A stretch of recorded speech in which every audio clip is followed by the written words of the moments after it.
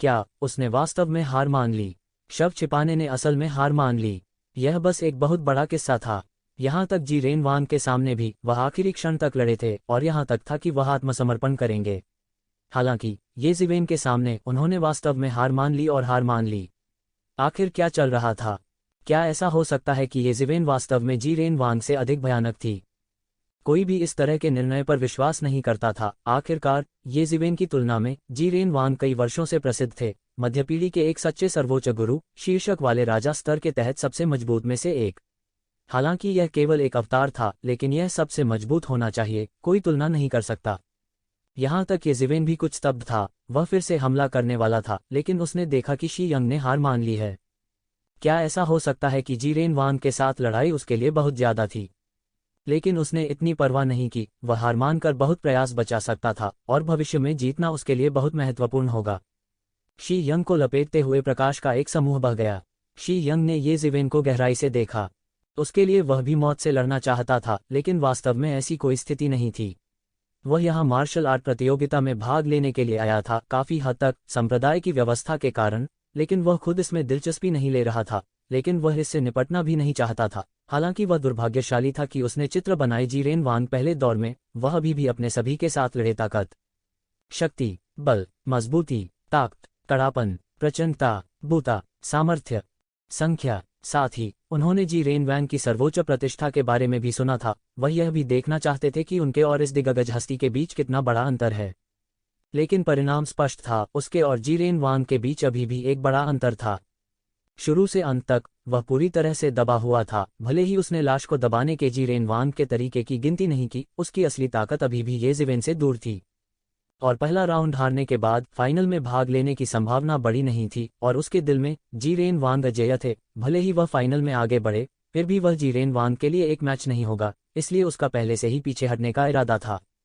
इसके अलावा सबसे महत्वपूर्ण बात यह थी कि उसके सामने जीवन चोरी करने वाला विद्वान लंबे समय से खेती नहीं कर रहा था, लेकिन वह बेहद भयानक था।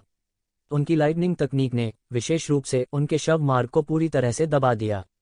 जब तक वह एक दिन मुर्दा सम्राट नहीं बन जाता, तब तक उसके लिए अपने तत्व की इस कमजोरी को दूर करना मुश्किल होगा। ऑल आउट होने से उन्हें पहले ही काफी नुकसान हो चुका था।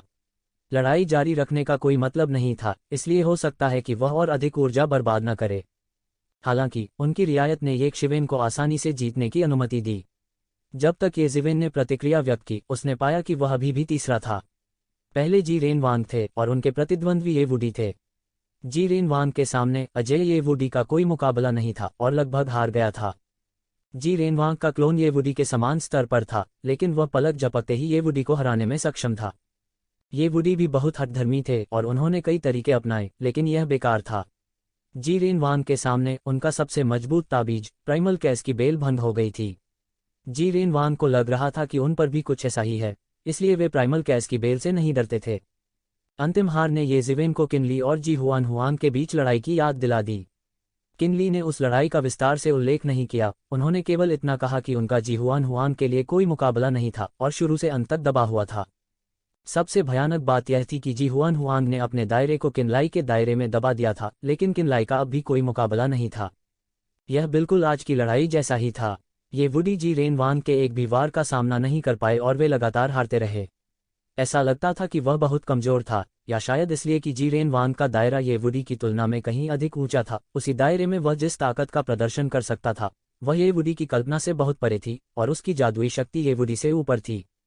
पहली नज़र में यह बहुत ही उचित लग रहा था, लेकिन ये जिवेन खुद जानते थे कि यह केवल आम लोगों के लिए उपयुक्त था। ये वुडी और जीरेन वांग आम लोग नहीं थे। अगर यह कोई और होता, भले ही वे साधु दायरे में होते और वे ये वुडी के साथ लड़ने के लिए अपने दायरे को दबा देते, ये वुडी की ताकत के अनुसार वह वास्तव में दूसरे पक्ष को कुत्ते की तरह हरा देता। यह केवल इतना कहा जा सकता है कि जीरेन वांग कोई साधारण अस्तित्व नहीं था। वह गंभीर होने लगा। इस जीरेन वांग की ताकत और खतरा एओ चाओजोंग से भी ऊपर था। इतनी ताकत के साथ यह बहुत संभावना थी कि वह उनका अंतिम प्रतिद्वंद्वी बन जाएगा। यह अफसोस की बात थी कि वह जीरेन वांग की तुलना में धीमा था और वह वास्तविक स्थिति को बिल्कुल भी नहीं देख सकता था। और एओ चाओजोंग अभी भी उससे एक कदम तेज था। उसका प्रतिद्वंदी, उसका पिछला प्रतिद्वंदी, स्वर्ग विकास संप्रदाय का युवा संत जू शाओहुआ था। जू शाओहुआ के हारने के बाद वह एओ चाओजोंग द्वारा और भी तेजी से हार गया। इसके अलावा क्योंकि ये ज़िवेन द्वारा लगी चोटें पूरी तरह से ठीक नहीं हुई थी, वह येओ चाओज़ोंग के एक भी झटके का सामना नहीं कर पा रहा था और उसके पास एक अच्छा पलटवार भी नहीं था। और उनके बाद युवा कुन पेंग थे। इस बार वह आखिरकार जीत गया। उसका प्रतिद्वंद्वी किंग कांग म्यू था और वह अपने पास मौजूद सभी चीज़ों से लड़ता था और किंग कांग म्यू उससे हार गया था। और आखिरी लड़ाई फेंग जिहाओ और युआन होंग के बीच थी। इस लड़ाई को अराजक कहा जा सकता है। उन दोनों के पास असाधारण वास्तविक शरीर थे, लेकिन अंतिम परिणाम यह था कि फेंग जिहाओ अभी भी युआन होंग से हार गया था। पिछली पीढ़ी के किसी व्यक्ति के रूप में युआन होंग का क्लोन जी रेन वांग के प्रांत जितना मजबूत नहीं था, लेकिन यह अभी भी बहुत भयानक था और इसने फेंग जिहाओ को सफलतापूर्वक हरा दिया। इस बार नज़ारा बिल्कुल साफ था। कुल 4 लोग थे जिन्होंने 2 लड़ाइयां जीती थीं और वे थे जी रेन वांग, एओ चाओज़ोंग, ये ज़िवेन और युआन होंग। शेष 6 लोगों में से ये वुडी और युवा कुन पेंग ने एक लड़ाई जीती थी और अन्य 2 लड़ाई हार गए थे। उच्च मंच पर फैंग नांटियन की अभिव्यक्ति बेहद बदसूरत थी। फैंग नांटियन पहले से ही अपनी लाइन में सबसे उत्कृष्ट व्यक्ति थे, लेकिन बाहरी लोगों के साथ प्रतिस्पर्धा करते समय वह 2 युद्ध हार गए थे। खासकर जब से प्राचीन फीनिक्स क्षेत्र मेजबान था, यह बस एक बड़ा अपमान था। उसने आर्मरेस्ट को कसकर पकड़ लिया। इन वर्षों में प्राचीन फीनिक्स क्षेत्र गुनगुना रहा था, अपने दिनों को गुजारने के लिए अतीत के अवशेषों पर निर्भर था। स्वर्ग के खिलाफ प्रतिरोध के युद्ध के दौरान उन्हें भारी चोटों के अलावा एक मुख्य कारण यह था कि युवा पीढ़ी पिछली पीढ़ी की तरह अच्छी नहीं थी। हालांकि फैंग जिहाओ का प्रदर्शन खराब नहीं था, लेकिन उन्हें वर्तमान पीढ़ी के सबसे मजबूत लोगों में स्थान नहीं दिया गया था। ये अपने आप में बहुत घातक था। वह मूल रूप से उन उम्मीदवारों में से एक थे जिन्हें प्राचीन फीनिक्स दायरे ने भविष्य के सम्राट बनने के लिए खेती करने के लिए आगे बढ़ाया था। प्राचीन काल से ऐसा कोई मामला नहीं था जहां एक व्यक्ति जिसे सम्राट कहा जा सके वह वर्तमान पीढ़ी के सबसे मजबूत लोगों में से एक नहीं था। उसी क्षेत्र की एक लड़ाई में 2 लड़ाइयों को हारना भी प्राचीन फीनिक्स क्षेत्र के लिए एक करारा तमाचा था। हालांकि उसने जिन विरोधियों का सामना किया था वे बहुत भयानक थे। उनमें से पहला प्राचीन स्वर्गीय न्यायालय का वर्तमान मास्टर प्रसिद्ध ये वुडी था।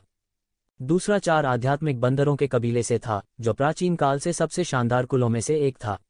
ऐसा लग रहा था कि उनकी हार बहुत शर्मनाक नहीं थी। हालांकि हार तो हार थी।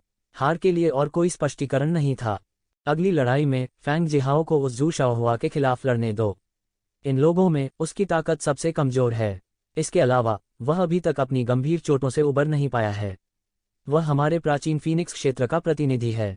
हम एक भी लड़ाई नहीं जीत सकते, फैंग नांटियन ने ठंडेपन से कहा।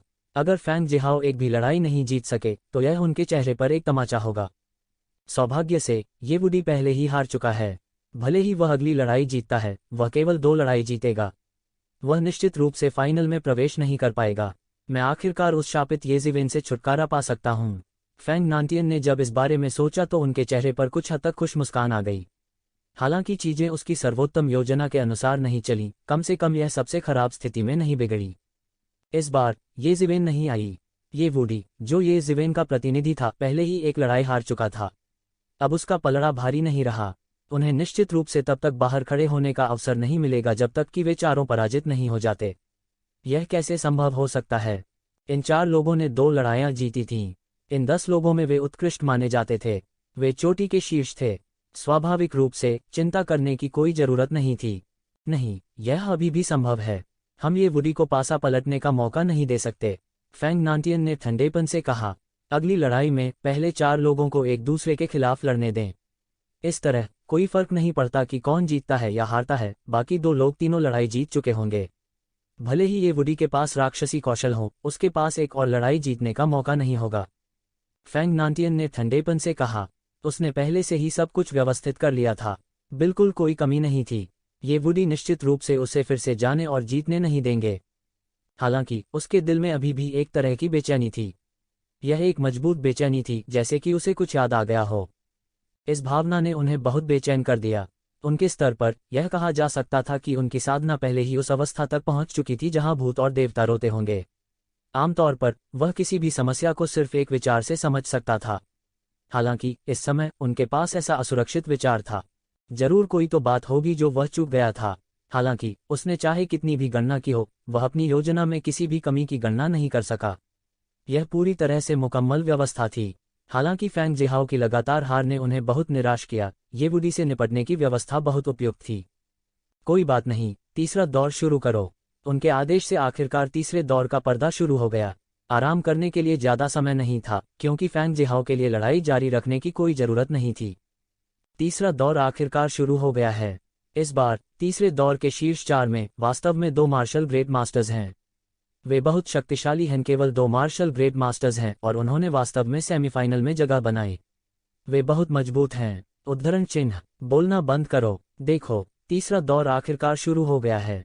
फुफकार, यह ऐसा कैसे हो सकता है? यह पूरी तरह से मजबूत के बीच की लड़ाई है। तीसरी लड़ाई की स्थिति देखकर सब सन रह गए।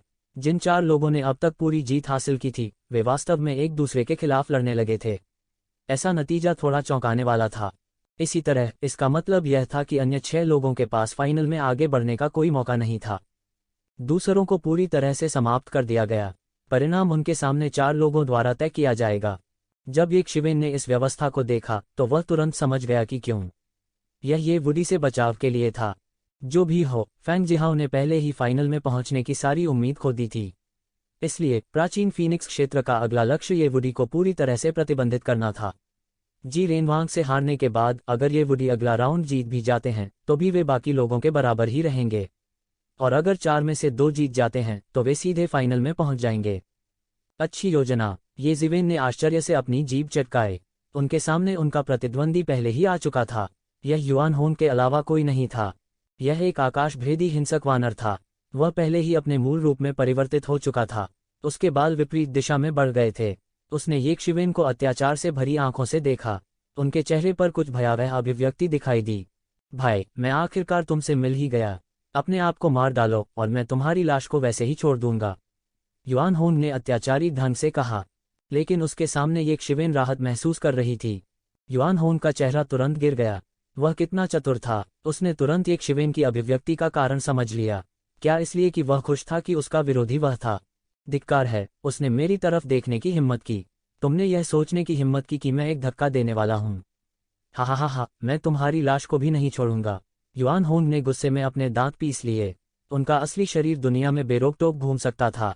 वह शीर्षक वाले राजाओं से नहीं डरता था, लेकिन अब वह इस आदमी द्वारा हेय दृष्टि से देखा जा रहा था। यह बहुत बड़ा अपमान था। यह पराजित होने से भी अधिक अपमानजनक था। उसके विपरीत ये जिवेन की अभिव्यक्ति शांत थी। वह युआन होन के शब्दों से प्रभावित नहीं हुआ। इसके विपरीत वह बस उसे उदासीनता से देखता रहा। मेरे पास ज्यादा समय नहीं है। इससे पहले कि वे ऐसा करें, मुझे तुम्हें खत्म कर देना चाहिए। इसलिए मैं इस बार विनम्र नहीं रहूंगा। ये जिवेन की आंखें ब्रह्मांड की शुरुआत की तरह ठंडी थीं। उनकी आवाज उदासीन थी, लेकिन उसमें एक प्रकार का दृढ़ आत्मविश्वास था। उनके लिए इससे कोई फर्क नहीं पड़ता था कि जी रेनवांग या एओ चाओजॉन पहले जीते, वे दोनों उनके सबसे मजबूत विरोधी बनेंगे। इसलिए उसके पास केवल एक ही विकल्प था, और वह था अपनी चरम स्थिति को ठीक करने के लिए अपना सब कुछ झोंक देना। इस तरह चाहे उसे किसी भी तरह के प्रतिद्वंद्वी का सामना करना पड़े, उसके पास उनका सामना करने का पूरा आत्मविश्वास होगा। लाइफ स्टीलिंग स्कॉलर, जब से मैंने युआन होन ने अपनी शुरुआत की है, तब से किसी ने भी मुझे इस तरह नीचे देखने की हिम्मत नहीं की है। मैंने आप जैसे अनगिनत बदमाशों को मार डाला है। आज आपने जो कहा है उसके लिए आपको भुगतान करना होगा, युआन होन ने खतरनाक भाव के साथ कहा। तो तुम्हें मरना चाहिए। युआन होन ने एक कदम आगे बढ़ाया। अराजक क्यूई उसके सिर के ऊपर से निकला एक बादल बना। बादल तेज चमक रहा था। यह एक ऐसी तकनीक थी जिसका इस्तेमाल युआन होन ने पहले कभी नहीं किया था। बस इतना ही। चलो सब बाहर चलते हैं, ये जिवेन चिल्लाए। युआन होन ने अपनी भौहें उठाईं। वह स्पष्ट रूप से देख सकता था कि जैसे ही उसकी आवाज गिरी, ये शिवन की प्रभावशाली आभा बढ़ रही थी। उनके पहले के शब्द अर्थहीन नहीं थे, बल्कि यह एक तरह की मार्शल आर्ट पद्धति थी जिससे उनकी खुद की ताकत बढ़ जाती थी। हम मेरे मन की स्थिति को परेशान करने की कोशिश कर रहे हैं, युआन होन ने ठंडेपन से कहा। उसके सिर के ऊपर का बादल धीरे धीरे घूमने लगा और अधिक भयानक होता गया। एक अजेय दबाव भयंकर रूप से बह गया। युआन होन इससे प्रभावित नहीं था। उनका अपना अति आत्मविश्वास था। 4 अराजक बंदरों के वंशज के रूप में वह बेहद प्रतिभाशाली थे और किसी भी प्रतिद्वंद्वी से डरते नहीं थे। उसके हाथ में लोहे की छड़ी अचानक घूमने लगी, जिससे उसके हाथ में एक घेरा बन गया। एक पल में यह एक स्तंभ में बदल गया जो आकाश को सहारा दे सकता था। उसमें से भारी मात्रा में क्यूई फूट पड़ा और वह तुरंत एक शिवेन पर टूट पड़ा। यह कोई हमला नहीं था, बल्कि पूरी तरह कुचल दिया गया था। लोहे की छड़ें आकाश को ढांकते हुए लंबी और बड़ी होती गईं। एक पल में उसने आकाश में भागने के सभी रास्ते बंद कर दिए, जिससे ये जिवेन बच नहीं पाए। ये जिवेन 1 इंच भी नहीं हिले। अंत में उसने आखिरकार अपनी चाल चली। उसके हाथों ने बिजली से भरे आकाश को चीर डाला। उसने अपनी मुट्ठी भींच ली और हमले का सामना किया। बजना, एक गगनभेदी दहाड़ निकली। आकाश हिल रहा था और दुनिया में सब कुछ कांप रहा था। पूरा अखाड़ा हिल गया और हिल गया, मानो दो राक्षस आपस में लड़ रहे हों। दोनों का अत्याचारी शारीरिक बल सभी ने देखा था। इस बार टक्कर ने अनगिनत लोगों को झकझोर कर रख दिया। हिंसक टक्कर के कारण शून्य काफी देर तक कांपता रहा। युआन होन का हमला विफल होने के बाद उसने तुरंत अपने लोहे के कर्मचारियों को वापस ले लिया। चमकदार काले सोने की रोशनी की किरणों को धोते हुए एक चमकदार रोशनी फूट पड़ी। फिर उसका पूरा शरीर आकाश में उड़ गया। आदमी और कर्मचारी एक हो गए। यह एक अत्यंत शानदार मार्शल आर्ट तकनीक थी। मैं दुनिया में अराजकता को विभाजित कर दूंगा। युआन होन ने अपने शरीर की सारी आध्यात्मिक शक्ति को सक्रिय करते हुए गर्जना की। वह सब बाहर जा रहा था। ये जिवेन की अवहेलना ने उसे पूरी तरह से क्रोधित कर दिया था। वह एक शिवेन को मारना चाहता था, अन्यथा वह अपने दिल में क्रोध को दबा नहीं पाता। हालांकि यह उनका वास्तविक शरीर नहीं था, यह सिर्फ एक अवतार था। उसका बल भी उतना ही भयानक था। लोहे की छड़ी पूरे आसमान में फैल गई और अप्रत्याशित रूप से खनखनाहट की आवाजें सुनी जा सकती थीं क्योंकि यह एक बार फिर नीचे गिरा। फिर से, मुझे विश्वास नहीं होता कि तुम्हारी मुट्ठी मेरे कर्मचारियों की तुलना में कठिन है। युआन होंग दहाड़ा। एकमात्र सनातन क्षेत्र विशेषज्ञ भी उसे चुनौती देना चाहता था। आज मुझे तुम्हें मारना चाहिए। युआन होंग के शरीर में आध्यात्मिक शक्ति फूट पड़ी। उसके हाथ में लोहे की छड़ी ने वास्तव में शून्य को अलग कर दिया। उसके सिर के ऊपर का बादल और भी भयानक हो गया। टकराना। ये जिवेन की मुट्ठियां फिर से मिलीं। दोनों पक्षों की ताकत बहुत बढ़ गई थी। उसने वज्र कवच धारण किया, उसमें स्वयं को लपेटा। यह ऐसा था जैसे वह बिजली का आदमी हो। इस हमले के बाद हर कोई केवल ये देख सकता था कि एक शिवेन की आंखें असाधारण रूप से ठंडी थीं। उसकी आंखों में अनगिनत गणनाएं झलक रही थीं। एक सेकंड में अनगिनत परिवर्तन, सभी प्रकार के विवरण उसकी आंखों में लगातार विकसित हो रहे थे। थंडर आर्मर पहनने के बाद ये जिवेन की रक्षात्मक क्षमता लगभग चरम पर पहुंच गई थी, जो एक असामान्य स्तर था। तो क्या हुआ यदि आपका लोहा एक दिव्य उपकरण है? आज मैं अपने नंगे हाथों से आपके दिव्य उपकरण को नष्ट कर दूंगा। ये जिवेन चिल्लाया। इस हमले के बाद उसने युआन होन पर हमला करने की पहल की, जिसने एक दिव्य उपकरण का इस्तेमाल किया था। उसकी मुट्ठियों ने एक आंधी लाई, शून्य को चीरते हुए, और युआन होन की ओर बेरहमी से बमबारी की। युआन होन भी कुछ हैरान था। सभी को पता होना चाहिए कि उन्हें भी लगा कि पिछले हमले से उनके हाथ सुन्न हो गए हैं। वो ये जिवेन की ताकत से हैरान था, लेकिन ये जिवेन ने वास्तव में हमला करने की पहल की जैसे कि कुछ भी नहीं हुआ हो। क्या मजाक! युआन होन गुस्से में था। उसके हाथ की लोहे की छड़ी अचानक एक शिवेन की ओर टूट गई। टकराना। टक्कर की एक और जोरदार आवाज सुनाई दी। ये जिवेन के पीछे गड़गड़ाहट और बिजली से संघनित एक सच्चा भगवान तुरंत दिखाई दिया। जैसे कि एक प्राचीन सम्राट वापस जीवन में आया था। गड़गड़ाहट और बिजली की भयानक शक्ति अचानक फट गई। बिजली की सारी शक्ति एक पल में फट गई और लोहे की छड़ सीधे प्रेत पर जा टकराई, जिससे एक चौंकाने वाली लहर पैदा हुई जो बाहर हिल गई। ये जिवेन को मारने में नाकाम रही। इसके बजाय उसने एक बड़ा कदम आगे बढ़ाया और युआन होन के सामने तुरंत हमला कर दिया। उसकी मुट्ठी ने दो ड्रैगन सिर बनाए, अचानक अपना बड़ा मुंह खोला और युआन होन को निगल लिया। टकराना। ये जिवेन के मौके पर हमले से युआन होन को सीधे उड़ते हुए भेजा गया। ये शिवेन ने जरा सी भी शिष्टता नहीं दिखाई। इस टक्कर में युआन होन को नुकसान हुआ। ऐसा लगता था कि उनके कौशल समान थे, लेकिन वास्तव में उनके शरीर की ताकत अतुलनीय थी। शायद युआन होन उसी दायरे में नुकसान में नहीं होगा, लेकिन अब उसका अवतार उसके रक्तसार और आत्मा अवतार का एक छोटा सा हिस्सा था। यह उनके असली शरीर से काफी कम था। ये जिवेन इस वजह से युआन होन के असली शरीर को कम नहीं आंकेंगे। हालांकि उन्होंने युआन होन के अवतार की परवाह नहीं की। हजारों साल पहले के वे जीनियस शक्तिशाली हो सकते हैं, लेकिन अगर उन्हें लगता है कि वे सिर्फ एक अवतार के साथ युआन होन को पूरी तरह से दबा सकते हैं, तो वे अपनी पीढ़ी को कम आंक रहे होंगे। वे केवल अपने युद्ध के अनुभव पर भरोसा कर सकते थे, जो उनकी पीढ़ी से कहीं अधिक था। हालांकि जब एक शिवेन ने बाकी सब कुछ छोड़ दिया और केवल सबसे सरल और सबसे बुनियादी चीजों में अपने प्रतिद्वंद्वी के साथ प्रतिस्पर्धा की, तो सब कुछ अलग था। युआन होन के शरीर पर कुछ दरारें दिखाई दीं। यह देखना एक भयानक दृश्य था। असंभव! भले ही यह सिर्फ एक अवतार है, फिर भी मुझ में आसमान में लड़ने की क्षमता है। मैं आपसे कम कैसे हो सकता हूँ? युआन होंग दहाड़ा। वह अभी भी हवा में उड़ रहा था और पलटवार करने वाला था। मैं आपको कैसे सफल होने दे सकता हूँ? तो जिवेन ने एक कदम आगे बढ़ाया। उसका पैर एक स्तंभ की तरह था जो स्वर्ग को सहारा देता था। टकराना। युआन होन को सीधे ये जिवेन के पैर से रौंदा गया और बेरहमी से जमीन पर पटक दिया गया। अविनाशी भूमि भी दरक गई। कोई भी अंदाजा लगा सकता है कि यह हमला कितना भयानक था। युआन होन की छाती पर एक बड़ा छेद दिखाई दिया। उसका मांस बुरी तरह से क्षत विक्षत हो गया था, लेकिन वह कुछ ही समय में जल्दी ठीक हो गया। यह एक शाश्वत क्षेत्र विशेषज्ञ की शक्ति थी। मारना बेहद मुश्किल था। अखाड़े के बाहर हर कोई इस दृश्य को देखकर पूरी तरह से डर गया। युआन होन को इतनी बुरी तरह कैसे पीटा जा सकता है? वो ये शिवेन के सामने वापस लड़ने में असमर्थ था। क्या वह मार्शल आर्ट अवतार है? किसी ने ये जिवेन के पीछे विशाल छाया देखी और पुष्टि की कि यह एक गड़गड़ाहट वाला अवतार था। वज्र की शक्ति अपने आप में दुनिया की सबसे भयानक ताकतों में से एक थी। वज्र की शक्ति से संघनित अवतार हमेशा सबसे भयानक प्रकार के अवतारों में से एक रहे हैं। सबके सामने ये जिवेन के पीछे का वज्र अवतार धीरे धीरे उसके शरीर में समा गया। ये जिवेन की ताकत भी भयानक दर से बढ़ी। उनका आभामंडल भी इंच दर इंच आसमान छूता जा रहा था। इस समय ये जिवेन ने अब अपने आप को नहीं छुपाया। उन्होंने वज्र अवतार को बाहर निकाला और अपनी ताकत को पूरी तरह से उजागर कर दिया।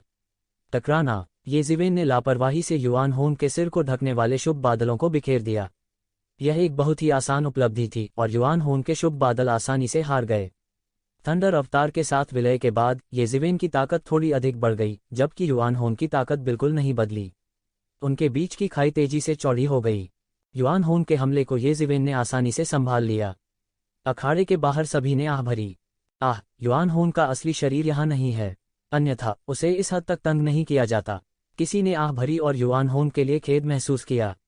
भले ही वह सिर्फ एक हमशक्ल ही हो, एक बार हार जाने के बाद यह कहा जा सकता है कि वर्षों से उसने जो प्रतिष्ठा जमा की थी वह नष्ट हो जाएगी।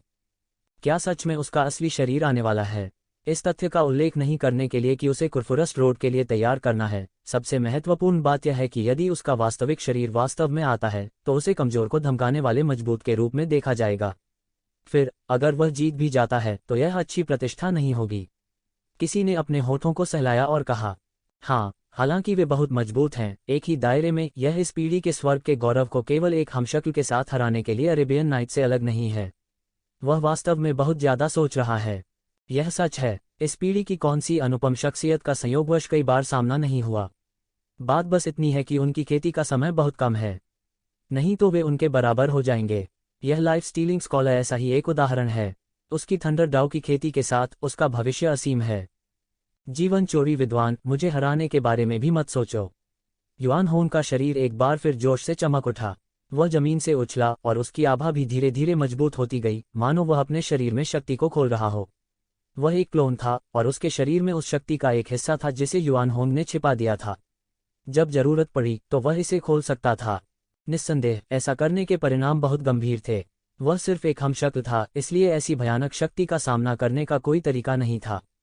जब तक उसका वास्तविक शरीर मौजूद नहीं होता तब तक उसे आत्मविनाश में देर नहीं लगेगी। यह कहा जा सकता है कि यह एक साथ नष्ट होने का एक तरीका था। आप अपने हमशक्ल में छिपी ताकत से मुझे हराना चाहते हैं। हालांकि एक शिवेन डरने वाला नहीं था, फिर भी पहल करने के लिए उसे जल्दी से जीतना था। इस बार इस व्यवस्था के फायदे और नुकसान दोनों थे। फायदा यह था कि जब तक वह जीतता फाइनल में जरूर प्रवेश कर पाता। इस तथ्य के बारे में चिंता करने की कोई जरूरत नहीं थी कि उसने पहले बहुत अधिक समय इस्तेमाल किया था। हालांकि नुकसान यह था कि उसे इस बार अपनी और ताकत हासिल करने के लिए पहल करनी पड़ी। ये जिवेन ने युआन होन के पूरी तरह से अपनी शक्ति जारी करने का इंतजार नहीं किया। थंडर ड्रैगन हेलबर्ड उसके हाथ में दिखाई दिया और युआन होन की ओर फिसल गया। युआन होन ने जल्दी से अपना हाथ उठाया और लोहे की रॉड से ब्लॉक कर दिया।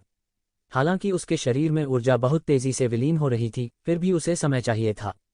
जब तक वो पूरी तरह से अपनी शक्ति जारी करता, ये एक शिवेन की मौत का समय होता। टकराना। उसने मुंह से खून बहाया और उसका शरीर उल्टा उड़ता हुआ भेजा गया।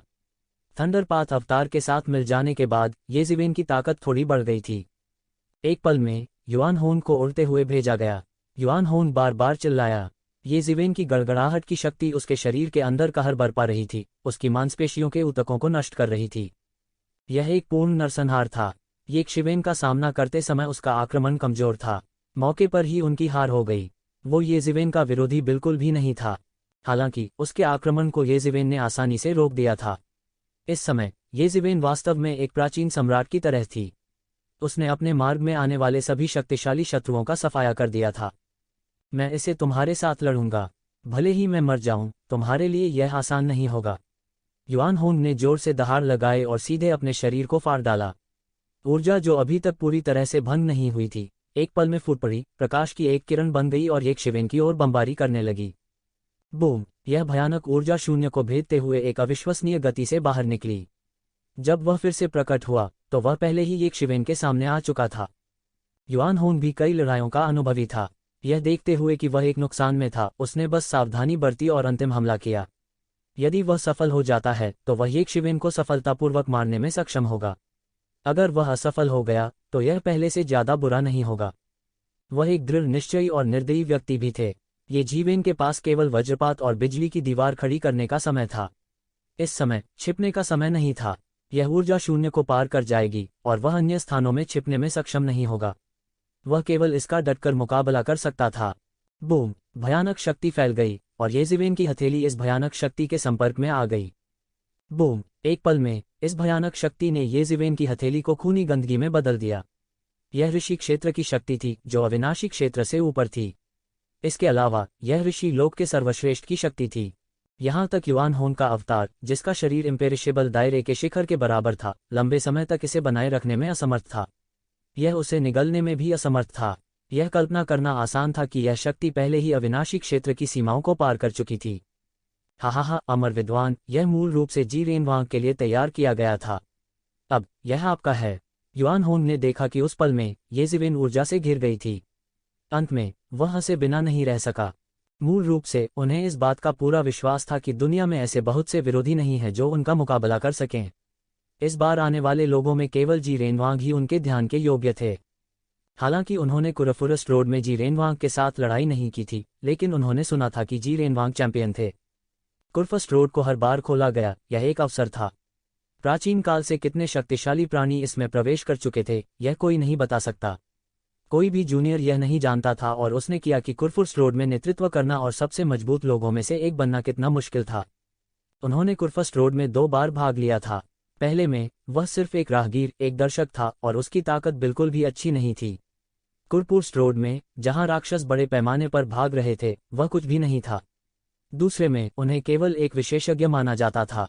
यह तीसरी बार था जब वह कुरफुर्स्ट रोड में भाग लेने जा रहा था। इस बार उनका लक्ष्य बहुत आसान था, जो सबसे मजबूत बनना था। केवल ऐसा करके और सबसे मजबूत में से एक बनकर वह अवसर की उस इच्छा के लिए लड़ने के योग्य होगा। सम्राट बनने का अवसर। केवल सम्राट बनकर ही कोई दुनिया में सबसे मजबूत बन सकता है। ऐसा कोई नहीं था जिसे लालच न आता हो। इस वजह से वह इस बारे में बहुत स्पष्ट था कि कुरफुर्स्ट रोड पर चैंपियन बनना कितना मुश्किल था। लेकिन जी रेनवांग ने पहली बार प्रवेश किया था और वह पहले से ही चैंपियन थे, सबसे मजबूत में से एक बन गए। यदि वह पहले से ही प्रतिभाशाली था तो जी रेनवांग निस्संदेह एक राक्षस था। युआन होंग ने भी उनकी किंवदंती के बारे में सुना था। यहाँ तक कि स्वर्ग ने भी उसे मनुष्यों के राजा की उपाधि दी थी। इस प्रकार का राक्षस केवल प्राचीन ग्रंथों में ही देखा गया था। यह सोचने के लिए कि वर्तमान पीढ़ी में ऐसा कोई व्यक्ति था, कोई कल्पना कर सकता है कि वह कितना भयानक था। वह व्यक्ति भी था जिससे वह इस यात्रा में सबसे अधिक डरता था। वे दोनों हमशक्ल थे और वह यह भी जानता था कि वह जी रेनवांग का विरोधी नहीं था। यह कदम मूल रूप से जी रेनवांग से निपटने के लिए छोड़ दिया गया था, लेकिन उन्हें उम्मीद नहीं थी कि उन्हें इसे एक जूनियर के लिए छोड़ना होगा। इससे पहले कि वह जी रेनवांग से निपट पाता, इसे खत्म करना होगा। वह वास्तव में अनिच्छुक था, लेकिन इस छोटे से कमीने को मारने में सक्षम होने के लिए यह काफी था। आह, क्या अफसोस है। यह जीवन चोरी करने वाला विद्वान इतना मजबूत है। यदि वह नहीं मरता है तो वह निश्चित रूप से भविष्य में एक अजेय विशेषज्ञ बन जाएगा, लेकिन यह अफसोस की बात है कि वह युआन होंग से अलग है। अगर युआन होंग मर जाता है तो वह सिर्फ एक हमशक्ल खो देता है, लेकिन अगर वह मर जाता है तो वह वास्तव में मर जाएगा। लेकिन ऐसी प्रतिभा को खोने के बाद क्या मार्शल आर्ट संप्रदाय इसे जाने देगा? क्या बड़ी बात है। क्या आपको लगता है कि वे प्राचीन फीनिक्स क्षेत्र पर हमला कर सकते हैं? यह अपने आप में जीवन और मृत्यु का मामला है। स्वोश! अराजक विस्फोटों के बीच अचानक एक लंबा हलबर्ड हवा में उड़ गया, सीधे रक्षाहीन युआन होंग के सिर को मौके पर ही अलग कर दिया। सब दंग रह गए। उन्होंने सोचा कि जीत पहले से तय थी, लेकिन अंत में ऐसी अप्रत्याशित घटना घटी। दुनिया में क्या हुआ? सभी ने ऊर्जा के उस गोले को देखा जो अभी भी विस्फोटित हो रहा था। दूर से भी वे महसूस कर सकते थे कि ऊर्जा का वह गोला कितना भयानक था। यहाँ तक कि शाश्वत क्षेत्र का स्वामी भी एक पल में बिखर जाएगा। धुआं छट गया और भीतर से एक खूनी रोशनी फूट पड़ी। फिर ऊर्जा एक पल में गायब हो गई और अंदर येज़िवेन की आकृति प्रकट हो गई। वह कुछ दयनीय अवस्था में था और उसकी हथेलियों की त्वचा धीरे धीरे ठीक हो रही थी। बलपूर्वक अभी अभी ऊर्जा ग्रहण करने से उसकी हथेलियां लगभग टूट चुकी थीं। इस शक्ति ने उसे एक पूरे दायरे से पार कर लिया था। सौभाग्य से यह केवल ऊर्जा थी। अंत में इसे त्यान्युवान मिरर द्वारा निगल लिया गया और जबरदस्ती ले लिया गया, अन्यथा वह इसे स्वयं नहीं निकाल पाता। वह अभी भी थोड़ा हैरान था। साधु क्षेत्र का एक गुरु जितना उसने सोचा था उससे कहीं अधिक भयानक था। इसके अलावा यह साधु क्षेत्र का शिखर था। क्या सभी लोग सम्राट राक्षसों को इस तरह चुनने की राह पर थे? युआन होंग की प्राइमेडियल स्पिरिट को थंडर ड्रैगन हेल्बर्ड ने तुरंत नष्ट कर दिया। उसका भौतिक शरीर मौके पर ही बिखर गया, प्रकाश की एक गेंद में बदल गया और सबकी आंखों के सामने से ओझल हो गया। हालांकि इस ऊर्जा ने उन्हें ऋषि क्षेत्र की शक्ति का अध्ययन करने का मौका भी दिया, लेकिन इस समय वह वास्तव में इसके बारे में कम परवाह नहीं कर सकता था, क्योंकि उसने अभी अभी युआन होंग का ध्यान रखा था और उसे पहले ही टेलीपोर्ट कर दिया गया था। उनके दिमाग के पुर्जे हिल चुके थे। उन्होंने स्पष्ट रूप से युआन होंग की देखभाल करने और समय के लिए लड़ने के लिए अपनी पूरी ताकत का इस्तेमाल किया था, लेकिन उन्हें अभी भी बहुत देर हो चुकी थी। जब वह वापस अपने होश में आया तो वह पहले ही दूसरे अखाड़े में आ चुका था। अखाड़े के दूसरी ओर एक शांत व्यक्ति एक पर्वत की तरह आकाश में खड़ा था, एक अगम्य आभा दे रहा था।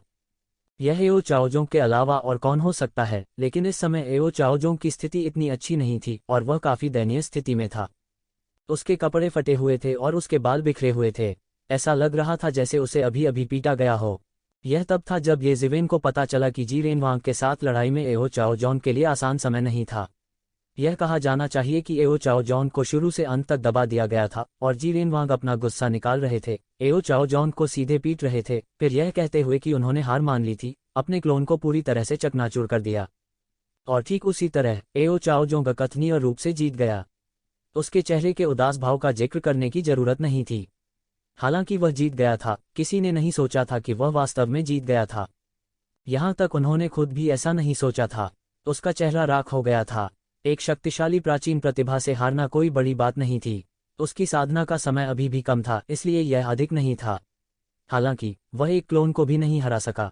उनके जैसे किसी व्यक्ति के लिए जिसकी हमेशा बड़ी महत्वाकांक्षाएं थीं, यह एक पूर्ण अपमान था, एक ऐसा दाग जो जीवन भर बना रहेगा। एक शक्तिशाली प्राचीन कौतुक का एक क्लोन उसके लिए सबसे अच्छा कसौटी था। अपने साथियों के बीच हावी होना उसके लिए कुछ भी नहीं था। वह प्राचीन काल से सभी प्रतिभाओं पर हावी होना चाहता था और उन सभी को पराजित करना चाहता था। उनकी वर्तमान ताकत इन राक्षसी प्रतिभाओं का मुकाबला करने के लिए पर्याप्त नहीं थी, लेकिन एक क्लोन एक अवसर था। वह ड्रैगन द्वीप पर पैदा हुआ था और उसकी जन्मजात जादुई शक्तियां भयानक थीं। यहां तक उनके पास पुश्तैनी ड्रैगन की सर्वोच्च विरासत भी थी। वह इस दुनिया में किसी से नहीं डरता था, लेकिन उसे जी रेनवांग ने पीटा था। भले ही प्रतिद्वंद्वी जी कबीले से हो, भले ही प्रतिद्वंद्वी मार्शल संप्रदाय से हो, फिर भी वह इस तरह के परिणाम को स्वीकार करने में असमर्थ था। यह सच है कि मार्शल संप्रदाय अतुलनीय रूप से शानदार है, लेकिन ड्रैगन द्वीप भी एक शक्तिशाली विरासत है जो दुनिया के लोगों द्वारा पूजनीय थी। बैकग्राउंड के मामले में वह किसी से हारते नहीं हैं। सीखने के मामले में वह यह भी सोचता है कि वह दुनिया का सबसे मजबूत अस्तित्व है। अंत में जी रेनवांग के क्लोन के साथ लड़ाई में उसे कुत्ते की तरह पीटा गया। इसके अलावा जी रेनवांग का आत्मसमर्पण उनके लिए एक मजाक था। उसे सबक सिखाने के बाद जी रेनवांग ने हार मान ली। यह स्पष्ट था कि वह एक मजाक देख रहा था। वह यह भी जानता था कि इस समय हर कोई शायद उसे मजाक समझेगा। विशेष रूप से जब ये जिवेन दिखाई दिए तो उन्हें पता था कि ये जिवेन और युआन होंग के बीच की लड़ाई ये जिवेन की जीत के साथ समाप्त हो गई थी। यह बहुत दयनीय जीत नहीं लग रही थी। उन दोनों ने प्राचीन प्रतिभाओं के खिलाफ लड़ाई लड़ी थी, लेकिन नतीजा इतना अलग था। इससे वह और भी उग्र हो गया। ये जिवेन ने एओ चाओजोंग को देखा और तुरंत हमला नहीं किया।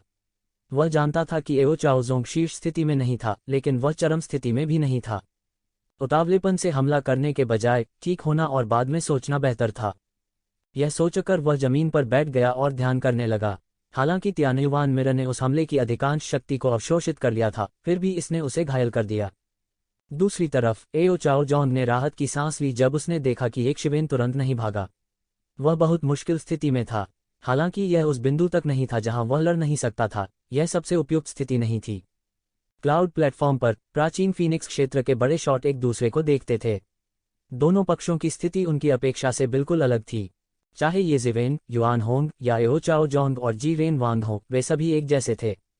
एओ चाओजोंग और जी रेनवांग की लड़ाई में शुरू से ही कोई सस्पेंस नहीं था। जी रेनवांग द्वारा एओ चाओजोंग को पूरी तरह से दबा दिया गया था। वास्तव में इन 3 लड़ाइयों में जी रेनवांग की लड़ाई हमेशा एक तरफा रही है। लेकिन असली आश्चर्य तब हुआ जब जी रेनवांग ने एओ चाओजोंग को हराने के ठीक बाद हार मान ली। यह व्यावहारिक रूप से जनता के लिए एक घोषणा थी कि वह एओ चाओजोंग को सबक सिखाना चाहता था। यह प्रत्यक्ष हार से भी अधिक अपमानजनक था। मैंने नहीं सोचा था कि जीरेन वांग ड्रैगन रेस के चेहरे पर थप्पड़ मारने के लिए इस तरह के तरीके का इस्तेमाल करेंगे। एक बड़ा शॉट मदद नहीं कर सकता, लेकिन इसमें कुछ भी अजीब नहीं है। वह पहली बार कुरपुर्स रोड में दाखिल हुआ था, लेकिन वह पहले से ही एक अद्वितीय कौतुक था। यह जी परिवार का नुकसान होना चाहिए। वे दोनों जी सरनेम हैं, लेकिन वे जी परिवार के सदस्य नहीं हैं। वह केवल यह देख सकता है कि मार्शल ग्रेट सेक्ट में रक्तपात बढ़ रहा है। यह परिवार को संरक्षित करने का एक तरीका हो सकता है, कौन जानता है। लेकिन मुझे डर है कि जीरेन वांग एओ चाओजोंग के लिए यहाँ आए थे। मुझे अभी भी वह घटना स्पष्ट रूप से याद है। ऐसा लग रहा था कि एओ चाओजोंग एक बार फिर मार्शल ग्रेट सेक्ट के प्रति अनादरपूर्ण थे। लेकिन किसने सोचा होगा कि वह केवल इसी के लिए यहाँ हैं। यह कैसा अपमान है। यह इतना आसान कैसे हो सकता है। जीरेन वांग व्यक्तिगत रूप से नहीं गए, लेकिन केवल एक डोपेलगैंगर भेजा और इसे अनंत दायरे के चरम पर भी नियंत्रित किया गया था। क्यों?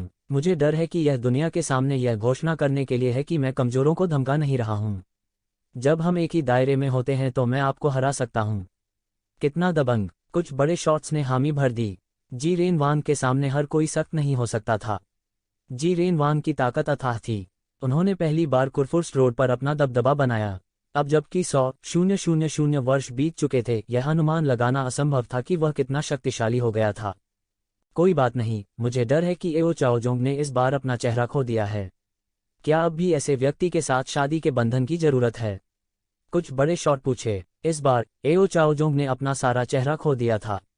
यदि प्राचीन फीनिक्स क्षेत्र उनके साथ विवाह गठबंधन बनाना चाहता था, तो यह अवश्यंभावी था कि उन्हें फंसाया जाएगा।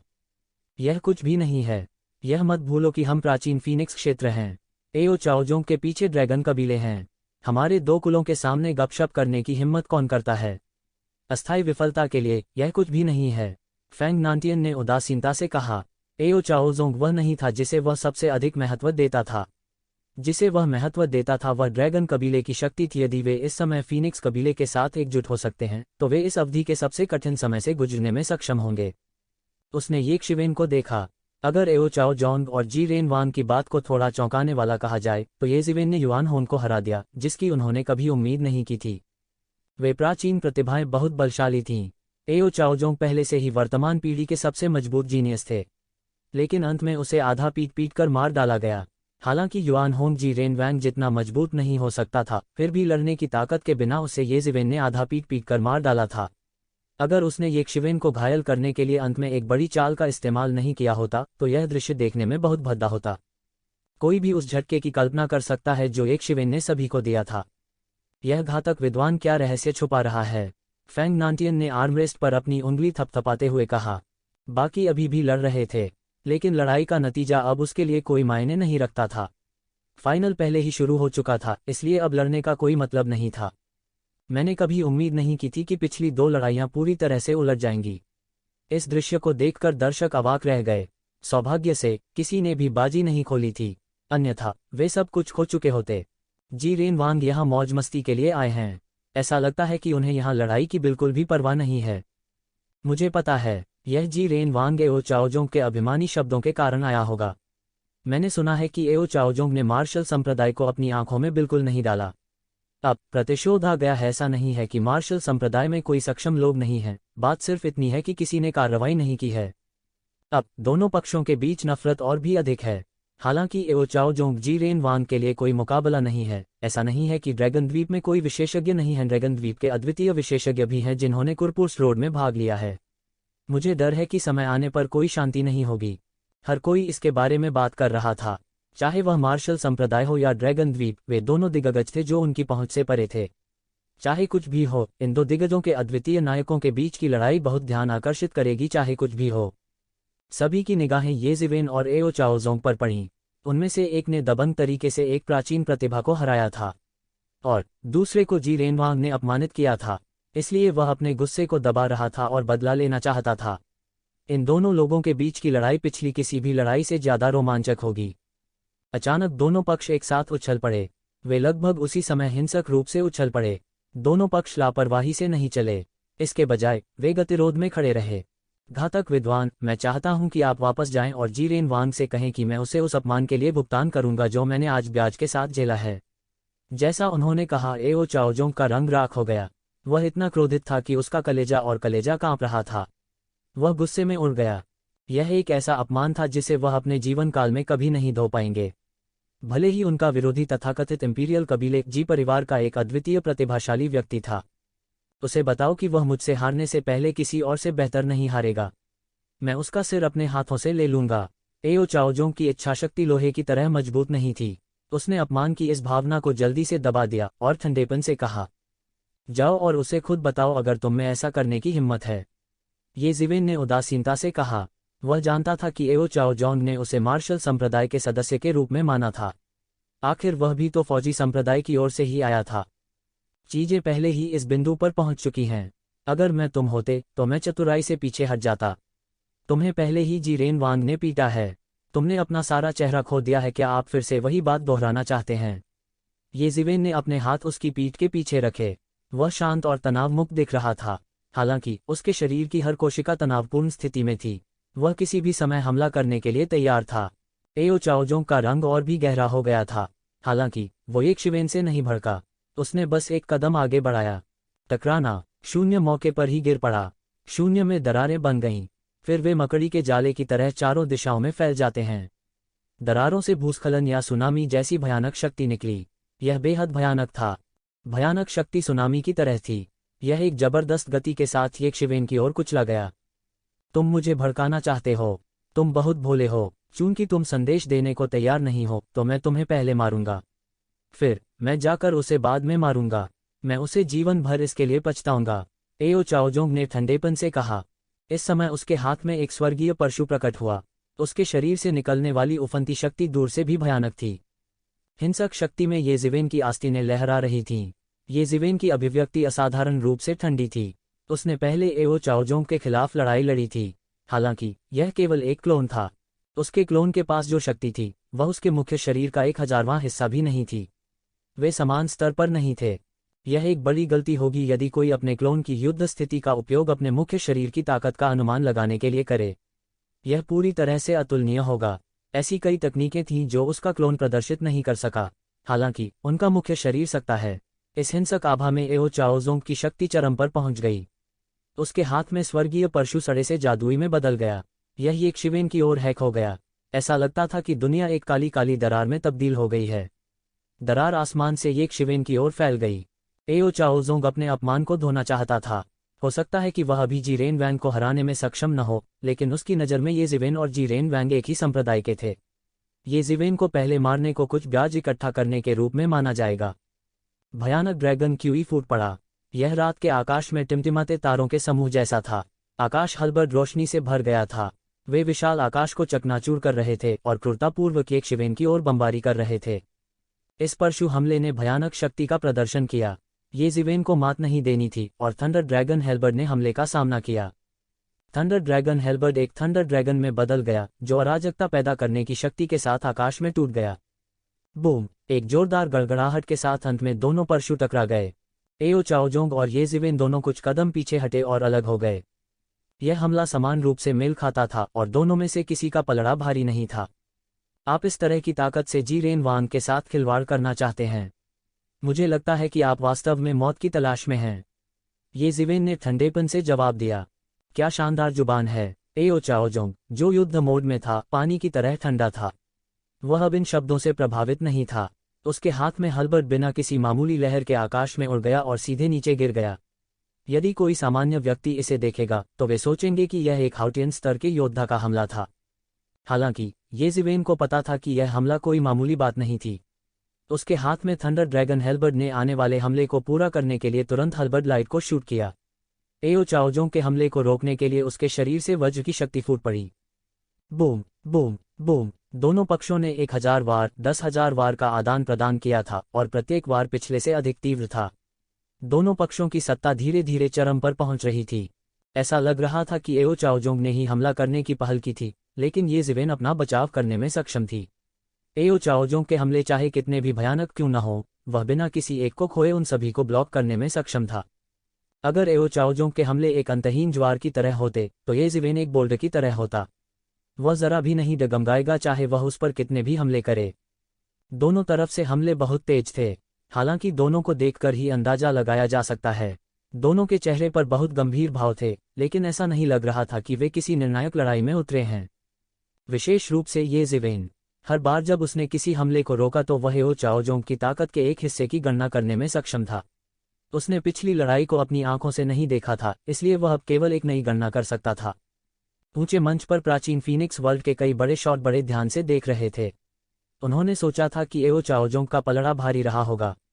आखिरकार आओ चोजोंग अपनी जाति या अपने ज्ञान की परवाह किए बिना इस दुनिया के शीर्ष विशेषज्ञों में से एक थे।